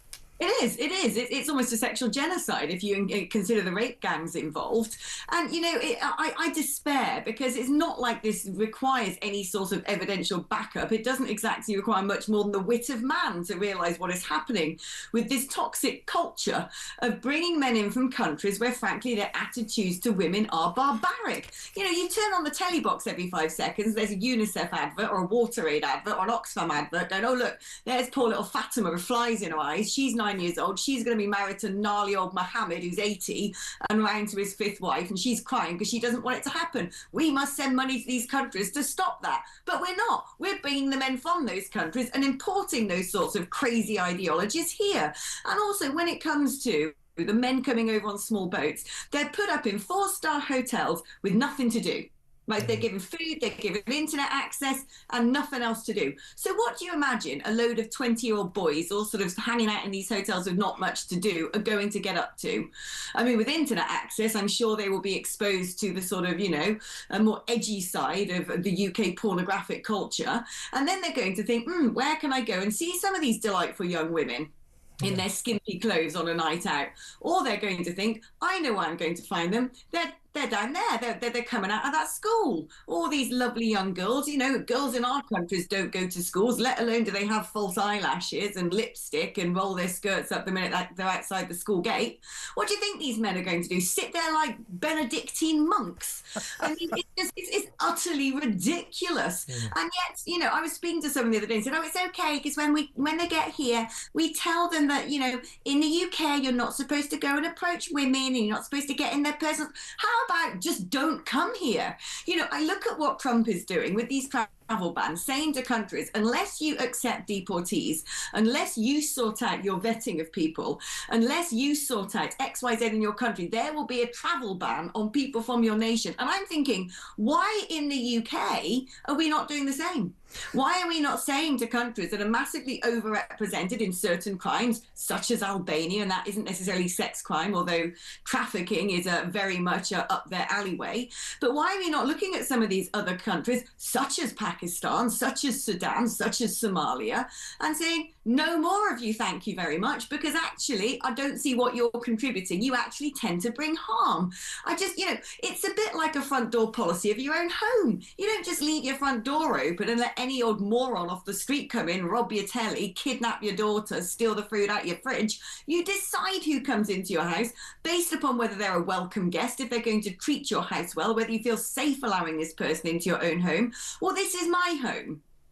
This is my home, and for over a decade now, longer, frankly, a million probably men who are totally unsuitable for this country have come in and basically think it's some sort of sweet shop, and we don't deserve this. The women of Britain do not deserve to live in a country where they have to self-regulate, where they have to check, where they have to be worried for their safety, where they have to do that thing where they walk down a street in the evening and they hear footsteps behind them. They have to turn and look in the shop window to see who's in the reflection. When they get in a minicab and think, is this guy going to actually take me to my front door? You know, it's disgusting that we have to to live like this. I didn't used to have to, okay? I'm 41 now. I remember when I was 31 living in London and quite merrily walking home at night. I wouldn't dare do that now. This is how quickly the situation's deteriorated, and it is continuing to deteriorate at an accelerated rate because exactly what I was saying before. We've got this toxic culture of lots and lots and lots and lots of young men from countries where women don't even dare show a big toe, coming over to the UK, where we have got unbridled pornography, where young girls are being told, actually, self-worth is about making money like a Kardashian or being on OnlyFans. And what do you think is going to happen when you put those two things together? It is a social catastrophe. Yeah, it's a very toxic combination. Now, when I've talked to you on these issues before, you know, and we put them on social media and everything, you get this enormous response from women. All of them saying, Alex, exactly, this happens to me every night when I come back from work. So the way that women pile in on this issue and say, yes, yes, yes, we feel more and more unsafe in this country, more and more harassed by men from foreign cultures. It's extraordinary. Why won't the government listen to you? Why is Starmer basically carrying on saying smash the gangs when we know smash the gangs is a waste of time? They don't listen. They don't want to listen. Not just this government, but successive governments have been gaslighting us for decades now, telling us multiculturalism is wonderful. It's cultural enrichment. Diversity is our strength. Immigration is the backbone of British society. That isn't it all great? We're all one human race, kumbaya and all the rest of it. It's a load of BS. People are different from different cultures. Different cultures have different priorities, and different cultures don't necessarily mix together. In many respects, they're like oil and water. And yet, when it comes to the hierarchy of victimhood, once upon a time, a civilized country would protect its women and girls first, right? That was the marker of a civilized country. And we'd look at countries like Afghanistan, we'd look at countries with high sex crime rates and say, gosh, look at them. Isn't that dreadful? Thank goodness we're not like that. We used to be the Emerald Isle of gentlemen, of chivalry, of holding open doors, of offering your seat on the tube. Now we've just become who let the dogs out, full of barbarians and brutes who seem to think actually that it's some sort of sexual playground coming over here and sampling all the wonderful delicacies on offer. It's so dangerous. It's catastrophically dangerous. And no one wants to listen because they have sold us a pup for too long with their twisted culture of vandalism at the altar of multiculturalism, where it doesn't matter what happens to women and girls. We've got to shut up, put up, stop complaining for the sake of diversity. Not on my watch. It certainly isn't going to happen on your watch, Alex. Fantastic to talk to you. Brilliantly put. Brilliantly put. Alex Phillips, talk presenter there. What do you think about what she was saying? I mean, I kind of agree with every single word. I mean, I couldn't have put it... I was about to say I couldn't have put it better myself. I couldn't even begin to put it as well as Alex put it. But then again, I'm a bloke. So I sense what Alex is saying. At least I think I am. Gender fluid and all that. No, I'm a guy, right? So I sense what Alex is saying is absolutely accurate and strikes a chord with millions of women. I talk to other women who tell me the same stories. So I know that Alex is talking the truth. What do you think? I'm particularly keen to hear from women. Do you feel this country is becoming increasingly unsafe? And do you think that the migrant crisis is the cause of that? And when I say migrant crisis, yes, the illegals, the many thousands who come across the channel illegally, but also the legals. You know, we let the best part of 1 million legals in most years. A lot of them leave, but 1 million legals come in. They're not really asked any questions. The illegals dump their passports in the channel, as we've discussed. So they arrive with no documents, don't know anything about them. So I'm asking the women out there, the guys as well, by all means call in on it. Do you feel unsafe because of the migrant crisis? 03444 999 1000. When we come back, we may well take a couple of your calls, so stick around.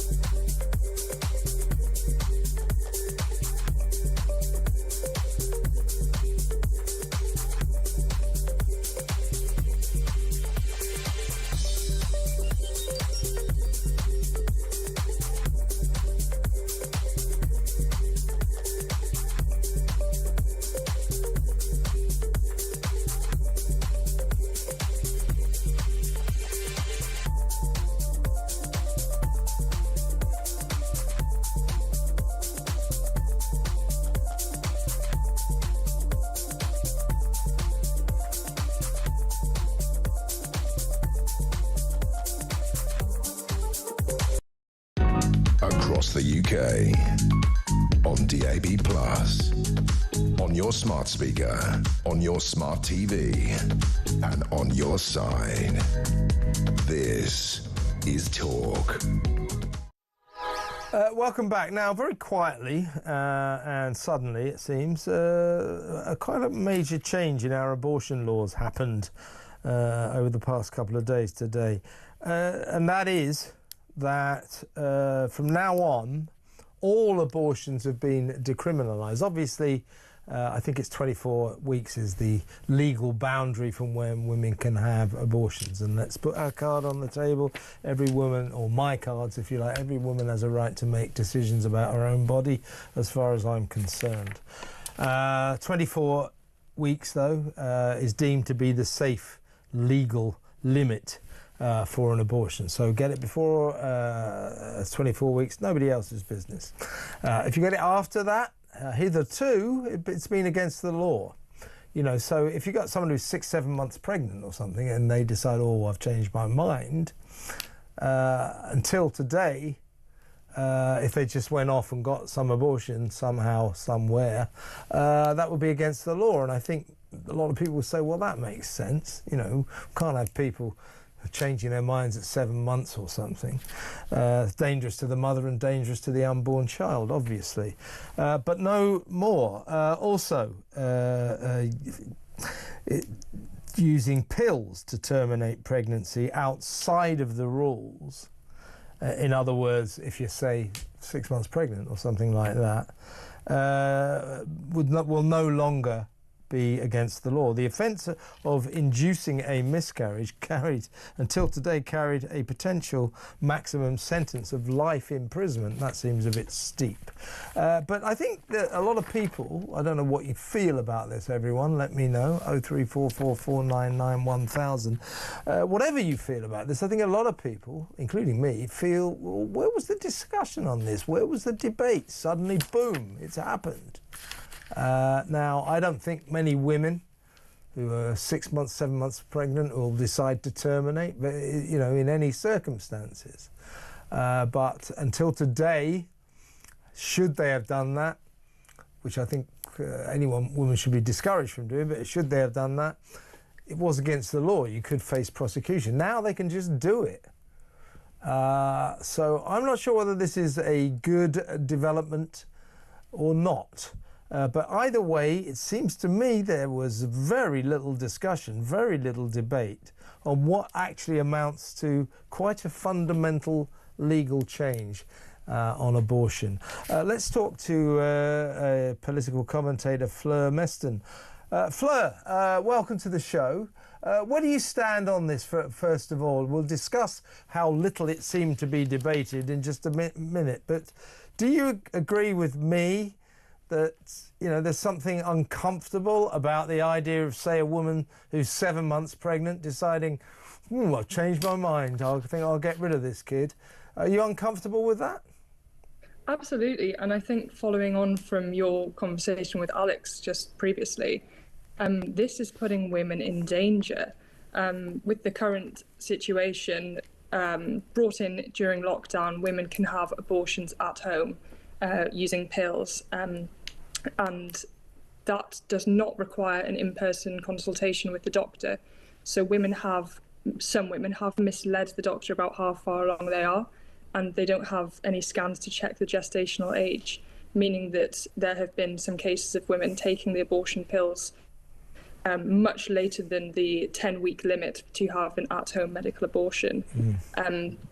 If you use the pills after 10 weeks, currently, you would have to go into a clinic. But over 20 weeks, the complication rates are 160 times higher, so it's incredibly dangerous for women. But yeah, you're right. It's been very much rushed through with very little debate. Yeah, it was an amendment put forward by Labour backbencher Tonya Antoniazzi, and it was passed in a free vote of MPs with 379 voting in favour, 137 voting against. I think it was a sort of Labour thing. I mean, anything Labour want, they tend to get because they've got that vast majority. I don't know, do you have any idea why Tonya Antoniazzi introduced this amendment? What was her reasoning? Well, Tonya Antoniazzi is a big pro-choice advocate. To give some context, there was a similar amendment tabled to the criminal justice bill last year, but the bill fell when the general election was called. Okay. So it may not have passed with the Conservative majority that we had back then, but now there's this massive Labour majority.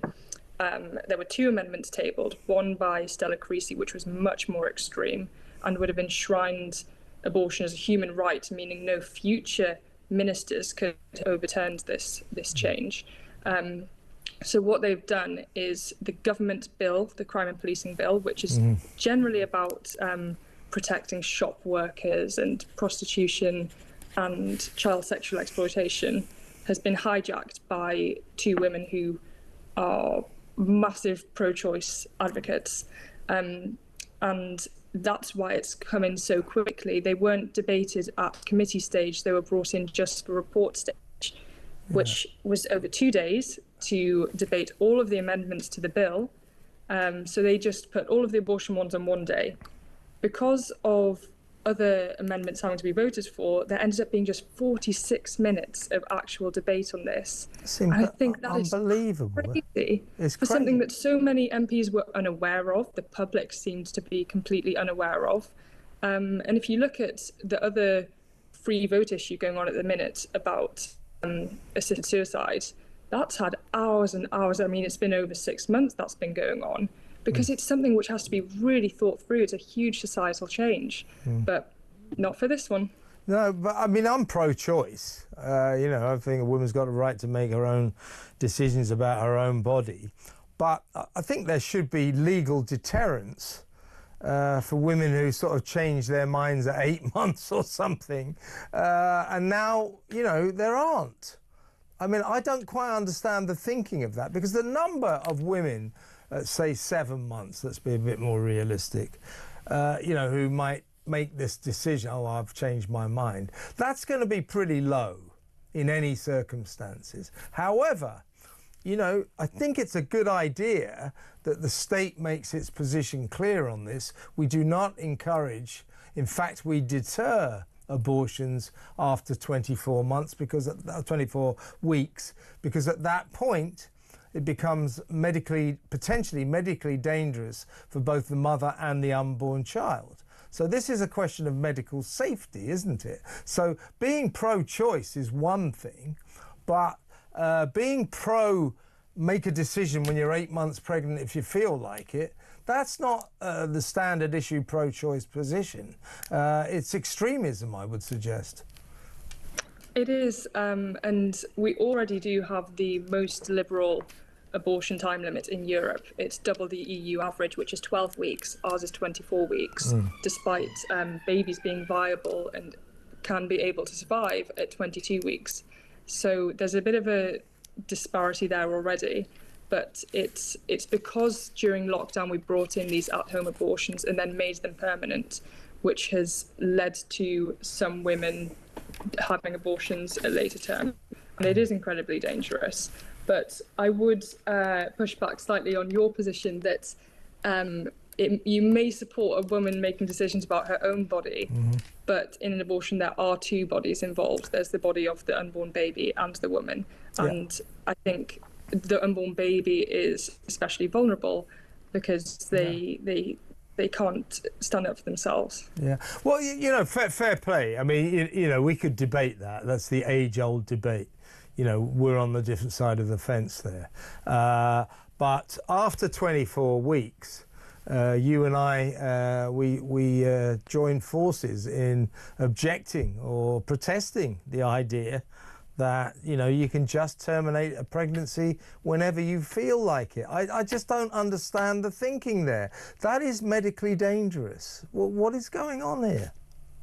It is, and unfortunately this might be just the first step, because currently with this amendment passing, it only relates to a woman performing her own abortion, which is of course incredibly dangerous, especially not in a clinic, and she could have been coerced into it. She could be under 18 and have given a fake date of birth to the person on the 10-minute phone call to get the pills. But what the pro-abortion lobby truly wants is full decriminalisation so that abortion practitioners can do it. And Stella Creasy's amendment even removed the partner from the law so that you could slip abortion pills into your girlfriend's drink and you wouldn't face any consequences. That's absolutely insane. I don't know how we have an MP who believes this is okay. But apparently there were around about 300,000 legal abortions in the UK last year. Richard Tice has tweeted, the Deputy Leader of Reform, he's tweeted this: will some people from other cultures now terminate pregnancies late when they find out the baby is going to be a girl? It's worth considering, isn't it? Well, it does happen, and Stella Creasy denies this, but there was a Telegraph report undercover who went into abortion clinics and found that doctors were willing to offer sex-selective abortions. And then the BBC did a report where people could get pregnancy tests which would reveal the sex of the baby. And there were some women that spoke anonymously who said because of cultural reasons, one was one of something like 5 sisters, and they didn't want another girl in the family because it's a burden and girls cost more and things like that. And so she aborted her child. She didn't want to, but it was the cultural pressure. And it's so sad. How they call this progressive is beyond me, because I thought that we were against sexism and we wanted to treat everyone the same, but this is just opening the doors to sex-selective abortion, because you can have an abortion for any reason and not face any consequences. At any point, absolutely. And as you said earlier, Fleur, the paucity of debate in Parliament and indeed elsewhere. This is an issue that should involve a national debate, not just politicians. The paucity of that debate was just massive, you know. I mean, nobody knew about this, and then all of a sudden, there it's at. Done, dusted, that's done, let's move on. Well, I suspect we might not have heard the last of this. Fleur, really good to talk to you. Thank you so much for your time. That's Fleur Meston, political commentator. Where did you stand on that? 0344499 1000. Let's go to break. Couple of calls before we go to the news. That next.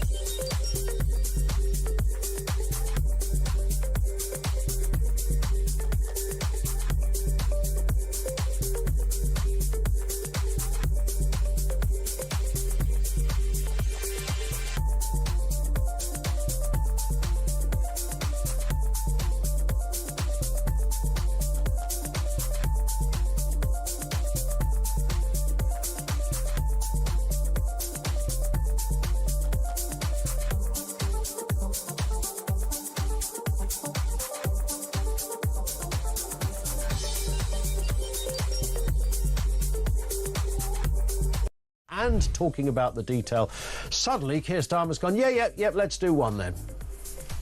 Well, how shameful that this government has needed this report from Baroness Casey, which literally has now dragged the government kicking and screaming to the point where it knows the British people will not accept anything less than a full statutory investigation into this, that the issues that we should have been investigating all that time ago are still the same issues that have been raised in this report by Baroness Casey.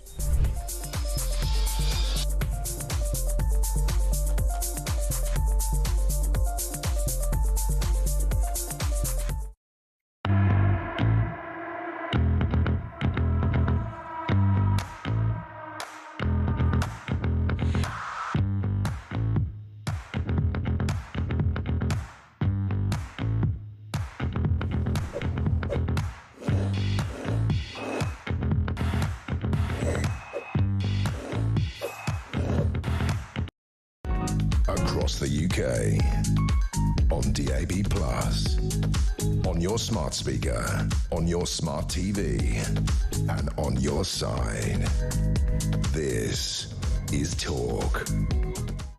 Let's go straight to the phones. I've just received a story. The Telegraph is saying that Lord Hermer, Richard Hermer, the Attorney General, refused to review unduly lenient sentences given to 4 members of a West Yorkshire grooming gang. That is in the Telegraph at the moment. People are saying it has now been revealed that Lord Hermer, Keir Starmer's Attorney General, has refused to support tougher sentences for grooming gang offenders.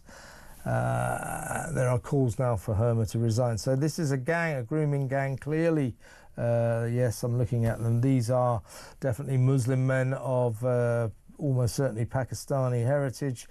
4 guys given lenient sentences. Lord Hermer, the Attorney General, was asked to review these sentences, make them harsher, and refuse. So he is actively moving against the idea of tough sentences for grooming gangs. He's got a track record on all of this. What do you think of that? The Attorney General refused to review lenient sentences of a grooming gang, a West Yorkshire grooming gang. That's the Attorney General, Richard Hermer, Lord Hermer. Let me know what you think about that. 0344 499 1000. We'll be taking calls around about 9:15.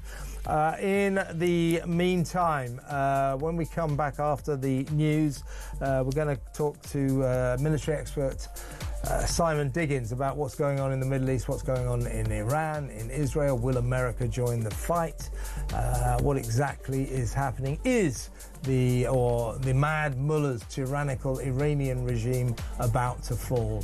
We'll talk about that next. Stay tuned.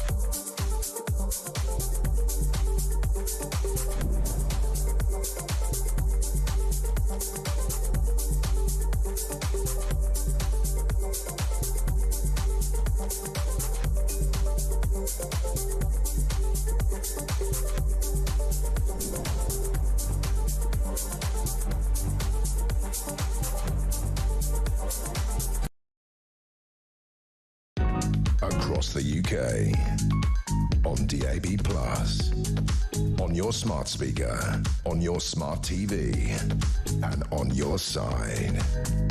This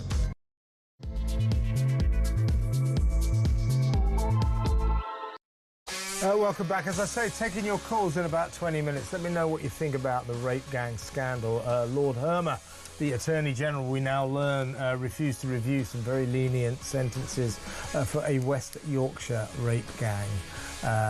So the government appears to be complicit in letting these people get on with it and not punishing them too harshly. What do you think about that? What do you think about Keir Starmer insisting that he didn't really accuse us all of climbing on a far-right bandwagon when we called for a public inquiry into this scandal? He did, but he's now saying he just meant politicians. What do you think? 03444991000. Let me know what you think about abortions. The new law that makes it's decriminalised. You can get an abortion at any time you want now. No laws at all against abortion at any time in this country. There wasn't much of a debate on that. What do you feel about that? 03444991000. And our migration policies. So you heard Alex Phillips earlier. Are the migration policies of this government, indeed previous governments as well, but this government, making this country a very unsafe place for women? I'm referring to a report by the Centre for Migration Control, came out today. We spoke to the boss here, Robert Bates, came out today that foreign nationals account for more than a quarter of the convictions of sex crimes in this country. More than a quarter. That is massively disproportionate. So the implication is they're coming over here, the people from foreign cultures where they don't respect women, or as much as we do here. They reduce women to second-class citizen, and they're raping and they're sexually assaulting British women. This is due to the migration policies of this government, allowing in so many young men, because most of these migrants are young men, without knowing anything about them. They turn up without their passports. So the government stands accused of turning this country into a dangerous hellhole for women. 03444991000. Before we get to you, though, and all those very important issues, let's talk about maybe the most important issue of them all, the potential for almost global conflict. Now, as you know, since last Friday, when Israel launched that incredible precision attack on Iran, taking out their nuclear facilities, killing their nuclear scientists, military leaders. Israel and Iran have been swapping missiles, pounding each other every night.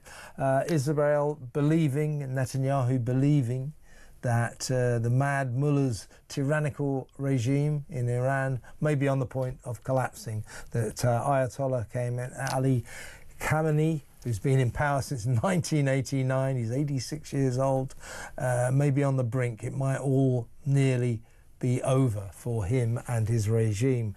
That's why Israel are pounding Iran right now, and that's why Donald Trump may commit America to joining the assault on Iran, to overthrow the most dangerous regime on the face of the earth.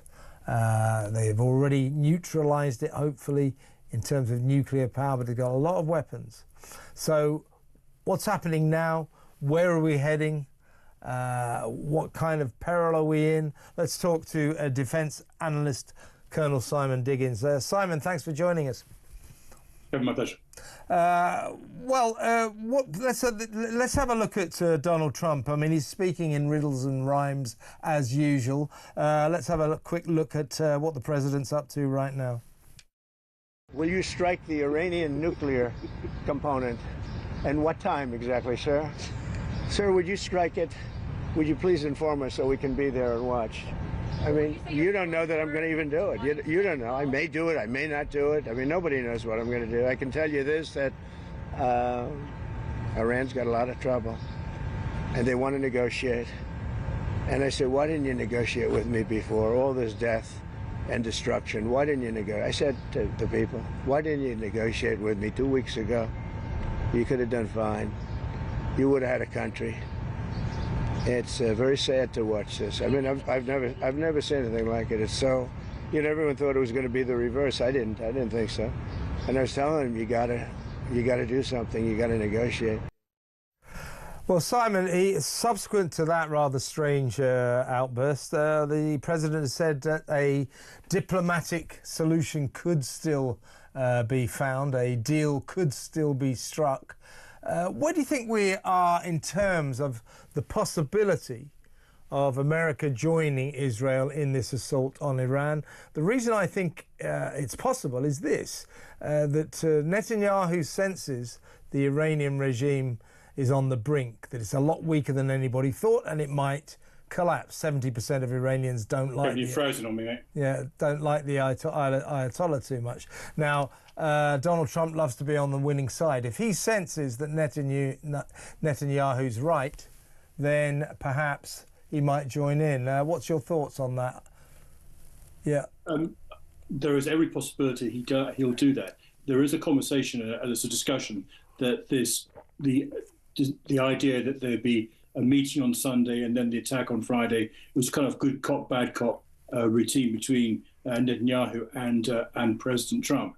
But I think where we are now is that it's moved down. There's been a massive reinforcement of American forces into the region, giving him, we believe, the capability to strike those bits of the Iranian regime that even the Israelis can't get to at the moment. And so he is ramping the pressure on Iran. And I believe at some point he will either have to do it or not. You can't sit there forever with this. I don't think the Iranians, they will be sensible, are actually going to give in. I think they're going to sit there and be attacked. I think one of the problems we've got as a regime like that, how closed they are. They're a very closed regime. They are very self-referencing, so they've got their own view of the world. And things that fit that world, they believe. Things that might be outside that worldview, they don't believe. And I think one of the problems they're going to come up against is just not believing that Donald Trump might actually attack them. And that, I think, could be fatal.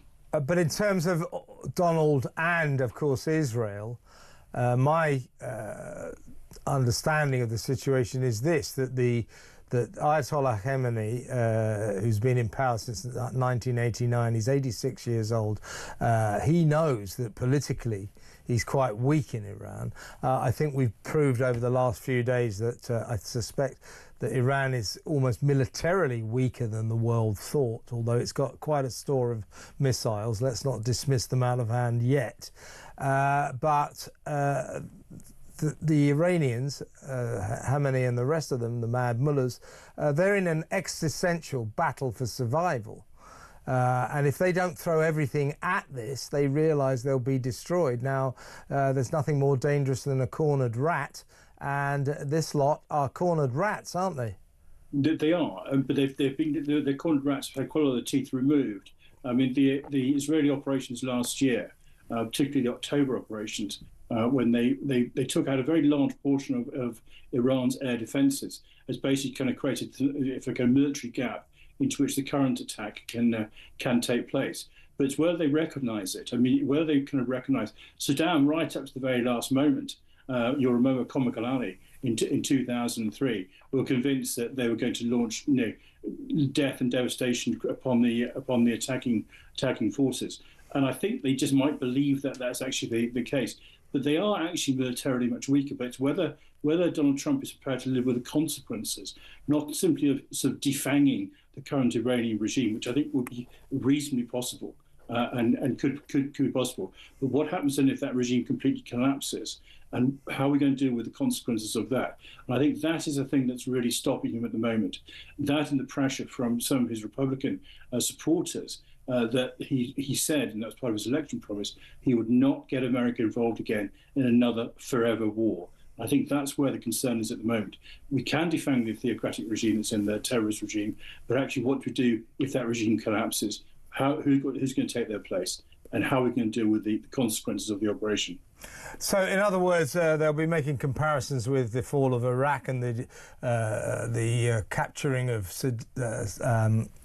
Saddam Hussein back then, and everybody, oh, it's brilliant, we've beaten the Iraqis, we've executed Saddam Hussein, it's brilliant, it's fantastic.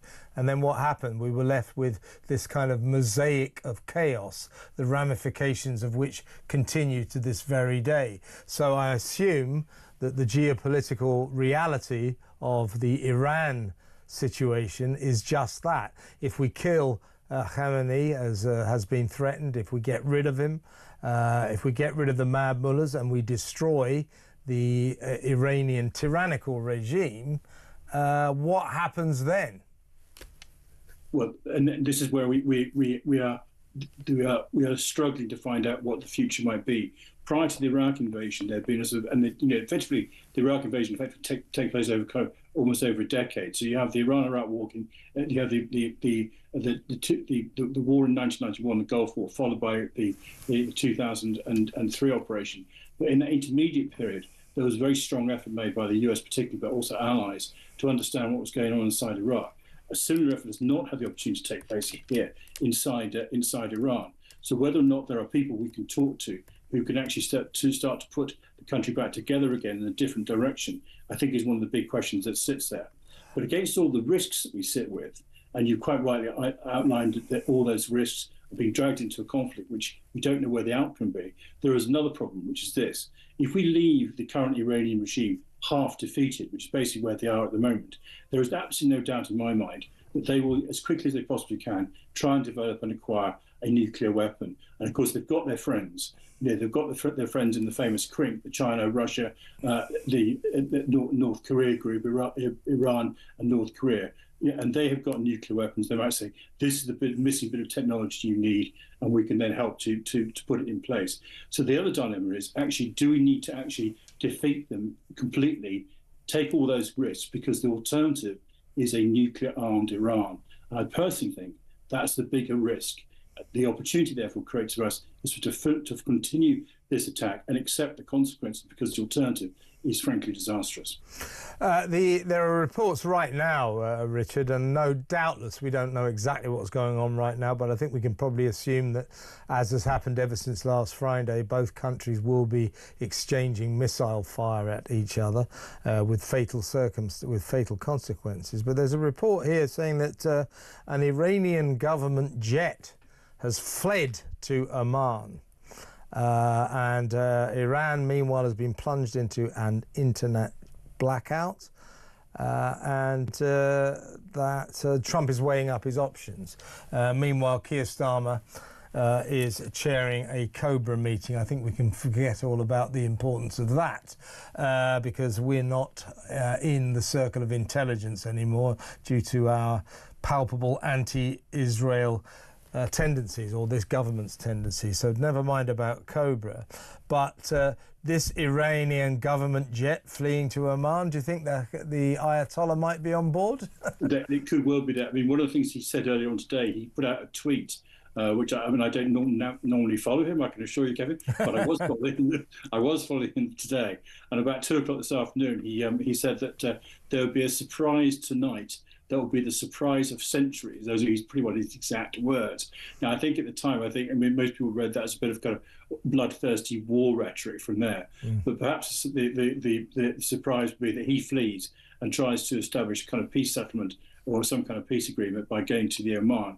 And the Oman's always had a very interesting relationship with Iran because of its geographical proximity to it.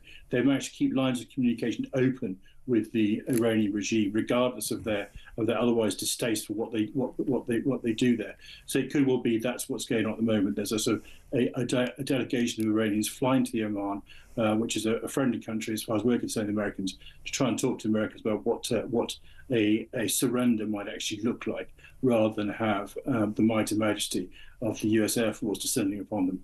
Yeah, that's interesting, because that could explain why suddenly, after his weird statements about nobody knows what I'm going to do, I might not, and all that kind of stuff. Subsequent to that, he said He literally made a point of coming out with a statement saying a diplomatic solution, a deal could still happen. And that may be linked with this jet that's flown into Oman. So maybe talks are going on or will be going on pretty damn soon.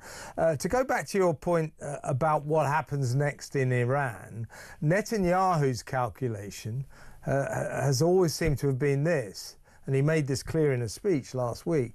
Yes, he wants to take out their nuclear potential, their capacity.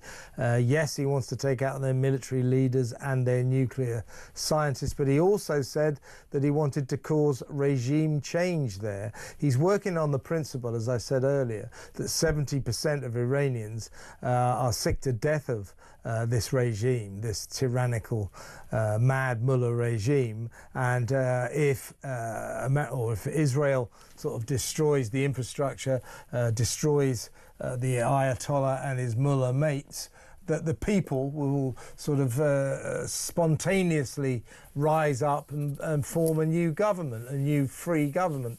Now, that's a nice idea, but there are a lot of ifs in that, aren't there? There are, and I think it's an optimistic outcome. A former Israeli Prime Minister, Ehud Barak, said that it would be a wonderful outcome, but an unlikely one. I think what is more likely is that the agreement will be something like a sort of let's call it a sort of Iran with its nuclear weapons positively removed, but no substantial regime change just yet. But the credibility, of course, of that Iranian regime has now been even more sort of shot away. But their response could well be to launch even more repression. You'll recall that one of the Saddam regime in Iraq became even more oppressive after the 1991 Gulf conflict than it was before, and that's when a lot of the refugees who eventually became the leader of the new Iraq fled the country. So it's an unstable, and we're looking at a potentially unstable period from Iran, almost regardless of what the military situation is. Interesting what Russia said today, which wasn't a kind of hellfire warning to America. If you bomb Iran, we'll bomb you. It wasn't like if you do this, you're starting World War III. What Russia said was, you mustn't do this, Donald, or President Trump, because if you take out Iran, if you join Israel and you destroy Iran, you will cause great instability in the region. So it was a kind of muted warning, which wouldn't prevent Donald Trump actually bombing Iran if he wanted to, I don't think. But that taken on board, that if Trump wants to, he probably can join Israel with these bombing attacks. Where do you see, I'm going to put you on the spot there, where do you see this all heading in the next day, 2 days, 3 days? We've just discussed one possibility. That jet has got the Ayatollah and a couple of his mullah mates on board, and they're going to Oman, where maybe they meet Americans and Israelis and work something out. If that is the case, they must be prepared to accept total surrender, because I don't think there's going to be any other solution to that. So that's one possibility. So suppose, though, Simon, what we're talking, that's pure speculation, and it's just a red herring. So that jet doesn't mean anything. If it's that, what do you see happening today, tomorrow, in the next 2 or 3 days? So so let's assume that yes, there's that one possibility. There's a surrender. I think it's a more likely possibility is that the talks fail, because the Iranians really have no sense of what they're actually up against properly in terms of the determination of the Americans, in which case they'll do something stupid, somebody in Iran will do something stupid, and the Americans will react. And I think they might react very quickly. There's never a perfect time to launch a military operation, but once they've got sufficient forces in place to do what they need to do, which in this case will mean absolutely crippling Iran's ability to develop more nuclear weapons and probably some direct attacks on the leadership. I think that's what we may end up with. possibly in very short order. I need to ask you this last question. When you say someone in Iran will do something very stupid, what exactly do you mean? They'll do something very stupid. Well, exactly. I mean, we talk about normality. We talk about instability in the region. That's the Russians. I mean, we've had instability in the region for a long period of time, most of which is emanated out of Iran. What I mean in this particular instance, though, is some fanatic in the regime attacks an American asset or American ship or American person. And they'll do that because they're convinced that this is their way to martyrdom, and they'll do that, and then the Americans will just react very, very forcefully with all the force they have at their available to their fingertips.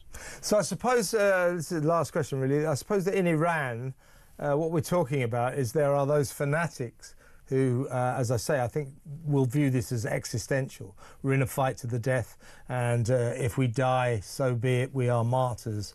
Others, there are sensible mullahs, there are sensible governors in Iran who will say, well, actually, we don't want to die.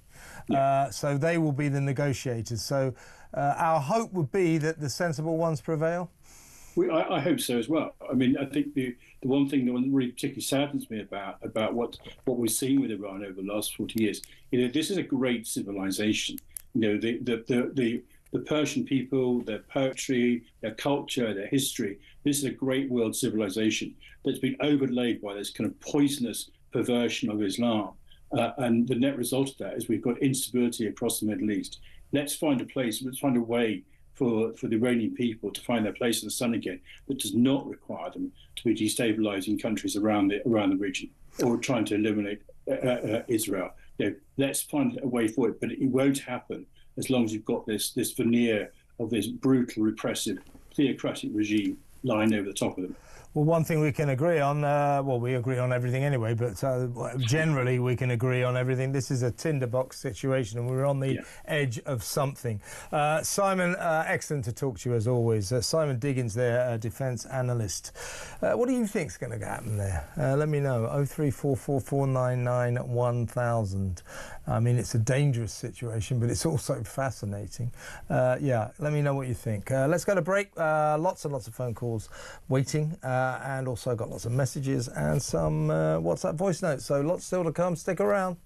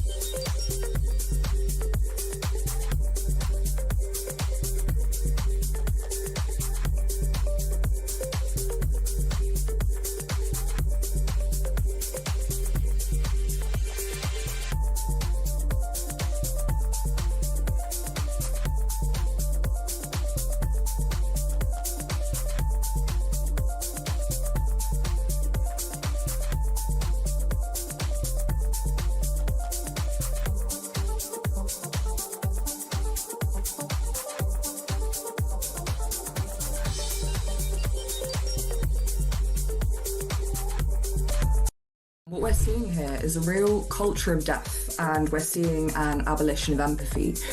We're going away from women being able to make the decision to protect life and save their unborn and think about them, and moving more towards people's selfish needs. And the statistics don't lie. This isn't a popular vote, even by people who are outside of the pro-life movement. But we will keep fighting and put that energy and focus into fighting these cool amendments within the House of Lords.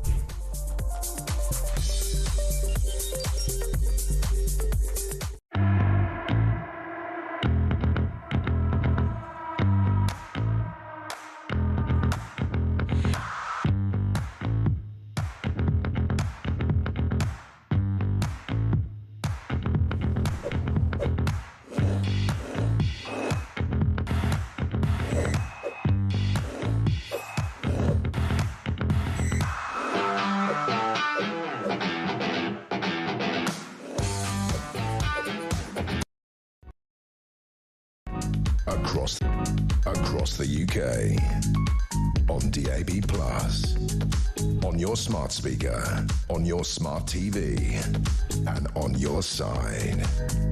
This. Welcome back. Do you remember what Alex Phillips was saying to me a little while ago when we were talking about the rape gang scandal and the fact that so many undocumented, passport-free young men were being allowed into this country, 130,000 or so over the last 5 years. And Alex was saying, well, you know, we've come to the stage where she thinks about what she's going to wear when she goes out. She wants to cover up, because there are, in her view, too many men out there who can't really take it if you dress in a kind of, shall we say, sexy Western style. So I've got this message here from, and by the way, you've got every right to dress like that. You know, that's the point. That's the point about Western countries. That's the point about Britain. These guys coming from, you know, Afghanistan and Syria and places like that, they can't really take it, as Alex was saying. They look at a Western woman and, you know, they come from cultures where women don't even show, as Alex put it, a big toe.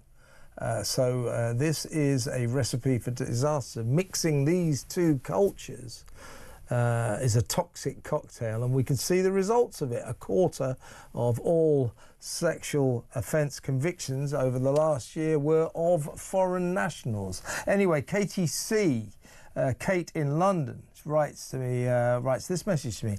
I'm a young female cabin crew member. I'm due to fly to Islamabad next month for work. But after this terrible handling of the grooming gang scandal, I'm starting to feel very vulnerable. If this is the way young girls and women are treated here, I've no idea what to expect once I'm over there. Suddenly, I feel the need to ensure that I'm covered up from head to toe. Well, Katie, when you get to Islamabad, I've been there, I'm afraid you're going to have to be very careful. You really do. I'd advise you probably stick around in your hotel, honestly. It's that precarious over there. Right, let's go to the phones and let's talk to Miranda in Cumbria. Hi, Miranda. Hello. I just wanted to talk about the new bill which the abortion law. Yeah. I think it shouldn't. I think it's wrong, to tell you the truth, because essentially at 40 weeks the baby, or 37, 36, the baby is viable. And I'm not religious. I'm a complete atheist. It's not that I'm looking at this from sort of like the Pope's point of view. But I just think even at 24 weeks when women have a termination, when that baby's born, or they have to actually deliver it, they have to go through labour. If the baby at all breathes or makes an effort, they run with it to skaboo. Well, I mean, so you're. I mean, I don't know where you stand on abortion generally. I mean, I'm in favour of abortion, but I'm not in favour of. I'm not in favour of it being legal when women are 40 weeks pregnant or something like that, because that's dangerous to the mother and dangerous to the unborn child. Yes, absolutely. I mean, a woman has a right to choose at the end of the day, but to leave it that late, and the baby is viable, so the baby can breathe. And if you're where are they going to deliver these babies? Well, this is the other thing. If you're at home, this person could have been manipulated into taking this pill. If the baby is born and it by any chance it does breathe, what are the legal implications of that as well? That doesn't bear thinking about it, but this is the point. No, it doesn't. Well, this is the point, Miranda, that this law that was swiftly passed with very little debate, either politically or nationally, this deserved a national debate, not just among politicians and MPs. It didn't get much of a debate among them. No, it's completely changed. It's changed the ballpark completely. It hasn't. And how many of the women who seem quite, and the rest of the politicians who actually seem quite gleeful that this bill? Well, I think they see it as a sort of women's rights issue. I'm all for women's rights, but this is maybe taking it a bit too far. It hasn't. Do they have any obstetric or any anatomy and physiology or any understanding in how? You know, we can rest assured that some of them maybe, but most of them won't. For them, I think. And it's shocking. It is shocking. I think there should have been much more of a debate on this. A profound change happened today, and nobody knew much about it, and that's kind of wrong. It's not right in a democratic country. Miranda, I'm with you. I absolutely agree. Thank you very much for an excellent call. Miranda in Cumbria there. What do you think about what she says? Give me a call, 03444 99 1000. Let's go to Stephen in Cambridgeshire. He wants to talk about the migrants. Hi, Stephen. What would you like to say? Hello, Kev. With all these statistics being bandied about and things being proved that, you know, they've lied about this, and this, I'd like to know how many illegal weapons have been intercepted coming ashore. I think I don't know. It's a good question.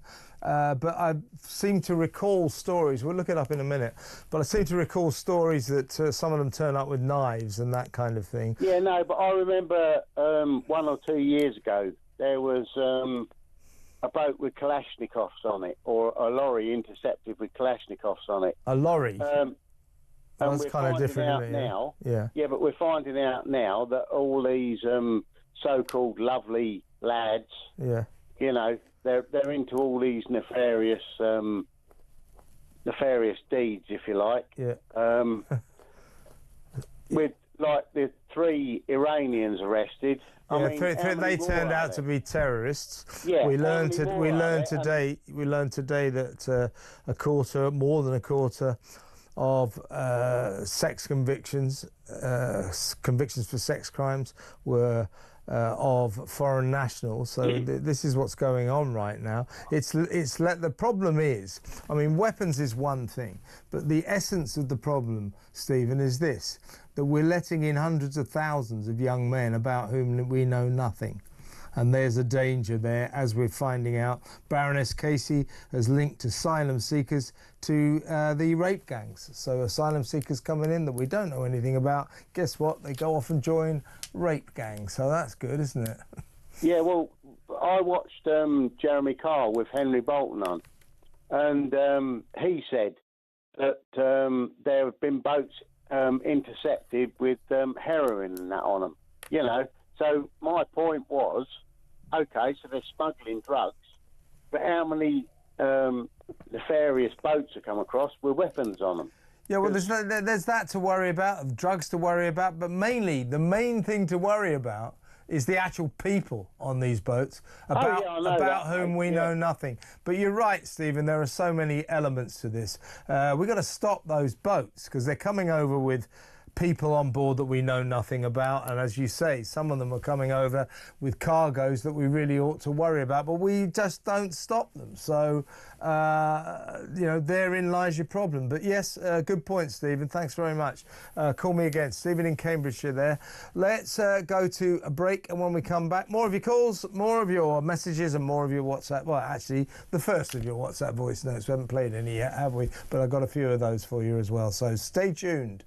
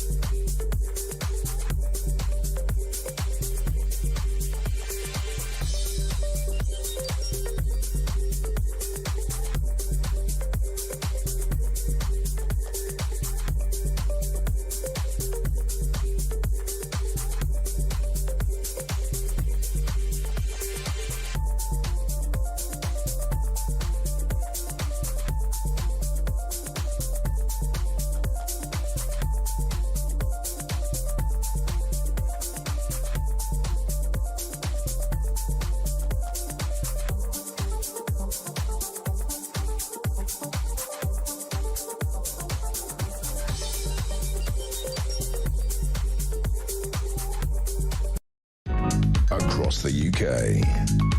On DAB+, on your smart speaker, on your smart TV, and on your side. This is Talk. Welcome back. Here's a WhatsApp voice note. It's from Chloe and it's on the migrants. Take it away, Chloe. Hi, Kev. On the asylum issue, Suella Braverman passed the Borders Bill that said if they arrived by dinghy or lorry, they wouldn't have access to the asylum system. And of course, we also had the Rwanda plan. However, she did warn that the Borders Bill would be overruled by the ECHR and we needed to leave. Then Sunak called an election and now we're back to square one. Exactly right, Chloe. We never get anywhere. Suella Braverman had the right ideas, but like so many people with the right ideas, she was flawed by the timidity of our body politic generally. These people in the House of Commons, it doesn't matter what party they're in, most of them are absolutely terrified to disturb the universe. They won't do anything. And then you get the ECHR, the European Convention on Human Rights, will stop us doing anything at all, so we need to leave that very, very quickly. Good one, Chloe. This is from Philip in Fareham. He says, it's worth saying that the migrants never embarked across 21 miles of the channel. They plan to cross only half the channel at 11 miles, where there are pre-arranged taxis waiting to take them the rest of the way. I dare say that if they phoned ahead and gave their coffee and tea sandwich orders, they would be waiting for them too. Well, they get pizzas usually if they're hungry. Now, the thing about that is it's mainly the case. They often do get picked up by either the lifeboats or the Lifeboat Institute, or they get picked up by the Border Force, kind of a water taxi service.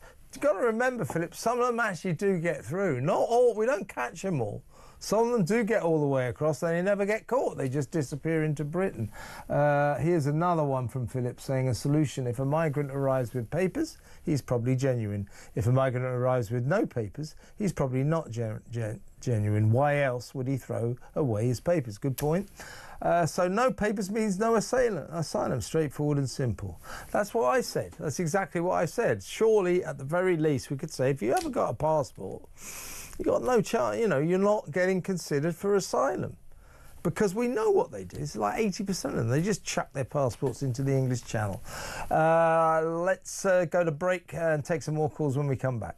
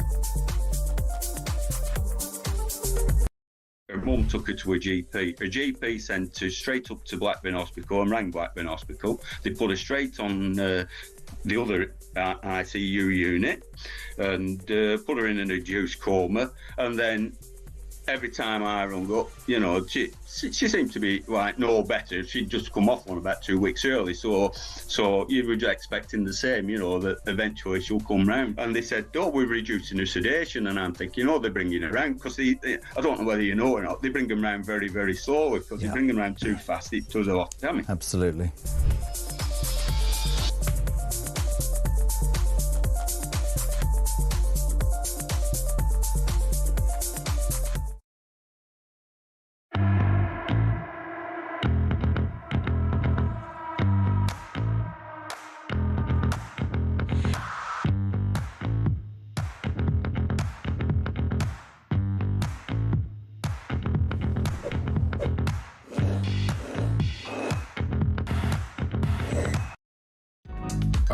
the UK. On DAB+, on your smart speaker, on your smart TV, and on your side. This is Talk. Welcome back. A message, a text from Lorraine. She says, talking about the abortion bill. We already have cultures in this country who think it's acceptable to gang rape white children, cut off their own daughters' genitalia and kill them if they bring dishonour on their family. Now we have opened the door to female infanticide, and it will be legal. That's what Lorraine thinks. 03444991000. What do you think? This is Ray. WhatsApp voice note on the migrants. Talk about the illegal migrants. They're linking it now to the introduction of ID cards. And I heard one of the MPs saying, well, this would solve the problem with illegal migrants. Well, it won't, because what name are they going to put on the ID cards? None of them have got any names. They've all thrown everything away. Yeah, it's a question of us giving them ID cards, but you know, they had a kind of ID card before they threw it into the English Channel. That was their passport. So I think the whole idea of the ID card, very much a Labour obsession. Tony Blair, David Blunkett, and I think this lot now, they're obsessed with giving us ID cards. So we've become one of those countries where coppers come to papers, please. You have to papers, please culture. They want us all to have them. So their argument would be is if a foreigner has broken into the country, he won't have one, and therefore will be able to arrest them and expose them for the illegal immigrant that they are. It's a nonsense. They just want us to have identity cards because it makes it easier for government. It gives them control over us. I can see the argument for it, but viscerally, I'm against ID cards. I don't want the government to have more control over us. Simple as that. Right, let's go to... it's time for Georgina. Georgina in London. Hi, Georgina. Good evening, Kevin. I'm absolutely horrified with this new abortion bill. I've had 5 children, as you probably know. I've told you before. My daughter was born at 7.5 months. She was only 4 pounds when she was born. She was viable when she was born, meaning she could live outside of the body on her own. Yes, she was tiny, but she could live on her own. What Labour have done is legalised murder. That's what they've done, Kevin, without a shadow of a doubt. And it's absolutely horrible. And the fact that Keir Starmer was conveniently not there when this bill has been passed, I find even more disgusting, because it now exonerates him from saying, well, I wasn't there. He can say, well, I wasn't there when this bill was passed. It was absolutely disgraceful. It's not the first time he's done this, when he's been out of the room, when something important has been spoken about or passed, and it certainly won't be the last. But I will tell you this, I think that this will be a nail in his coffin for the Labour Party, and it will come crashing down around his ears, and I hope I'm there to see it when it does. All of us hope that. Now, this is the Prime Minister that when he got his MPs to all be whipped into voting against the Tory proposal for a rape gang public inquiry, he organised it so that the Labour Party, all his MPs were told, you vote against this. We don't want a public inquiry. As you say, Georgina, guess who wasn't there for the vote? Absolutely. This is what I'm saying. Anything important. Do you see a pattern emerging here? Plausible deniability, because he wasn't there. Deniability, plausible deniability. That's exactly what it is. But yeah, I mean, I agree with you. I mean, I am pro-choice, but I think just saying to women, listen, if you're 7 months pregnant and you've changed your mind, you can get rid of the kid with no questions asked, no punishment, no possible deterrent, I think is a kind of madness. It's a definite madness, and I've got to say, I am finding it hard to believe that any medical professional or doctor would be willing to do this, knowing what they know about the child, the development of a child inside a woman, and when they are viable. Yeah. You know, it's bad enough when you have got to terminate a pregnancy because of terrible circumstances. For medical reasons, Absolutely. So to do this on a whim, you're talking here, Georgina, what you're mainly talking about here is the use of abortion pills. So the sort of DIY abortions that were encouraged during the COVID crisis, during lockdowns, being extended beyond 24 weeks to, you know, whenever you feel like it. So we are probably mainly here not talking about doctors doing it, we're talking about DIYs. Yes, but they are giving through the pharmacist. They are giving the pills. This is a means of murdering a child, and at the gestation, that stage, you're in the 3rd trimester. This is a baby that would survive outside the womb. So what you're literally doing is killing the child within the womb, a child that would be a normal child if it was born. See, and here we are having this debate after the fact. Neither MPs nor the public got a chance to discuss this. It just happened very, very quickly. Kind of weird that, huh? Wasn't that weird? Well, it's not weird because it's happening all the time. All these laws are coming in via the back door. It's called backdoor action. They're doing it all the time. We don't know what's going on until the deal has been done, and it is wrong. This is a wrong way to run a government. Couldn't agree with you more, Georgina. As always, a pleasure to talk to you. Thank you for calling. Georgina in London, making her feelings rather clear. Let's go back to the WhatsApp voice notes. This is Mark on grooming gangs. The reason the far right were banging on about it, because nobody was doing anything. That's why. And second point, most paedophiles are white men. We know this.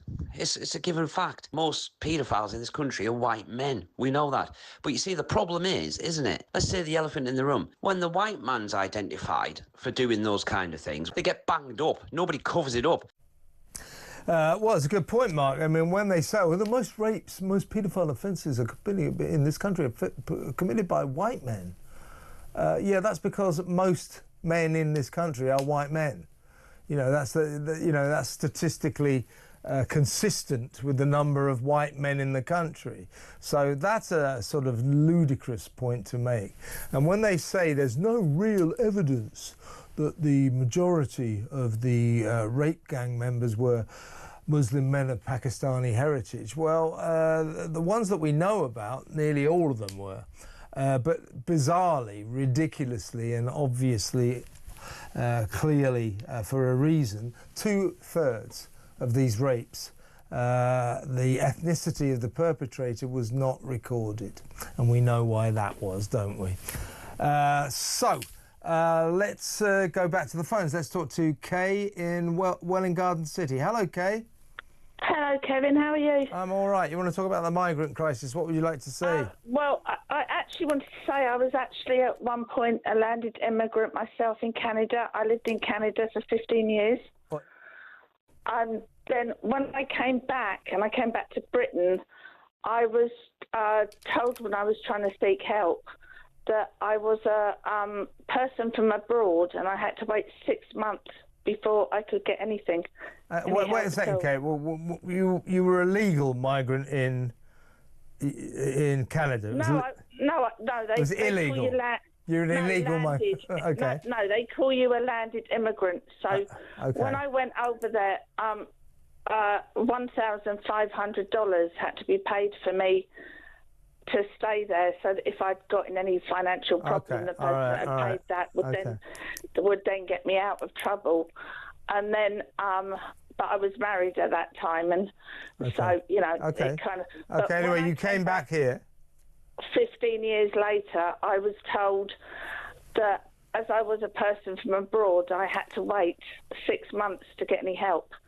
And yet these migrants are coming into the country and getting everything. And I'm British. I was born in Welwyn Garden City, and I had to wait 6 months to get any help. Well, that's quite. But you're okay now, though, yeah? Oh yeah, I am now. But at the time, it was like It was like that's a very interesting story. I mean, I lived abroad myself for the best part of a decade, and I guess when I came back, I didn't ask for any help, but I didn't sort of encounter any of that. Very, very interesting. Well, the thing was, in Canada, I had lost everything. I had to do the mindset of everything I lost in the fire. I had to everything had gone. And so I came back and I ended up living with my parents again, with my son. And then I ended up becoming a carer again. And it took me ages then to get any help, because even like the DWP were like, no, you're seen as a person from abroad. There's nothing we can do. And yet these people were coming over and getting everything. It's like, I know. Well, we've been talking about that a lot. I mean, you know, when the Labour Party say, when Rachel Reeves and Yvette Cooper say, oh, we're going to get all the asylum seekers out of those hotels by the end of this Parliament in 4 years' time, we go, well, where are you going to put them? And they don't really know. I'll tell you where they're going to put them. They're going to put them in social housing, council housing, and private rental accommodation provided by the government. They're going to go to the head of the queues, to the top of the queues, while British citizens who've been waiting for years will have to take second place. Welcome to Britain 2025. Kay, I'm glad you're okay now. Really good to talk to you. Thank you very much. Kay in Welwyn Garden City. Here's another one from Jill. This is another a message. Hi, Kev. Jill from Parking here. The decriminalisation of abortion after 24 weeks. Babies are surviving, born at 20 weeks now. This is murder. Abortion up to term is so vile. This is so sick. Complete murderous scum. Poor babies. Well, I kind of agree with that after 24. You know, when they become viable, as they say, I really do think we have to think again. And we certainly should have laws discouraging women from just going, you know what, it's 7 months, I've changed my mind. You know, I don't think we should at least be discouraging people from that, but now you can just do it. Great, isn't it? Right, let's go back to the phones. Let's talk to Luke. He's a new caller. Love a new caller. Luke in London. Hi, Luke. Hello, Kevin. You all right? I'm good. You want to talk about abortion? Yeah, well, good to speak to you. Big fan, anyway. You too. Great to have you on board. What would you like to say? Yeah, so my eldest son is now 30. Yeah. I'm 50. My wife is a little bit younger. She's 49. Yeah. Well, we were kids when we had a baby. We were pressured to have an abortion, but we didn't do it. Yeah. We pushed on through. My son, I'm so proud of him. He's actually a nuclear scientist. Is he really? So he's done all right, yeah. He's done all right. Every parent wants to be able to say that. What's your son do? He's a nuclear scientist. So that's why I'm ringing you, to tell you that, basically. Yeah, well, that's really interesting, Luke. And, you know, an abortion is a massive decision. And you've exemplified that by your story. What's your boy called? It's called Lewis. Lewis. Like I say, he's a nuclear scientist. He's doing so well in his life. You know, so what I'm trying to say is he could have been just another abortion. Yeah, but just before you go, when they said, you know, you're just kids, mate, or what would you have been, 19 or something? Yeah, I was 19, yeah. Yeah, so people saying, oh, come on, you're too young, get rid of it. What, you and your wife or your partner, why did you decide not to take that advice? Why did you decide to carry on with the pregnancy and have your boy? Why did you decide not to abort? Well, a life is a life, isn't it? You know? Yeah.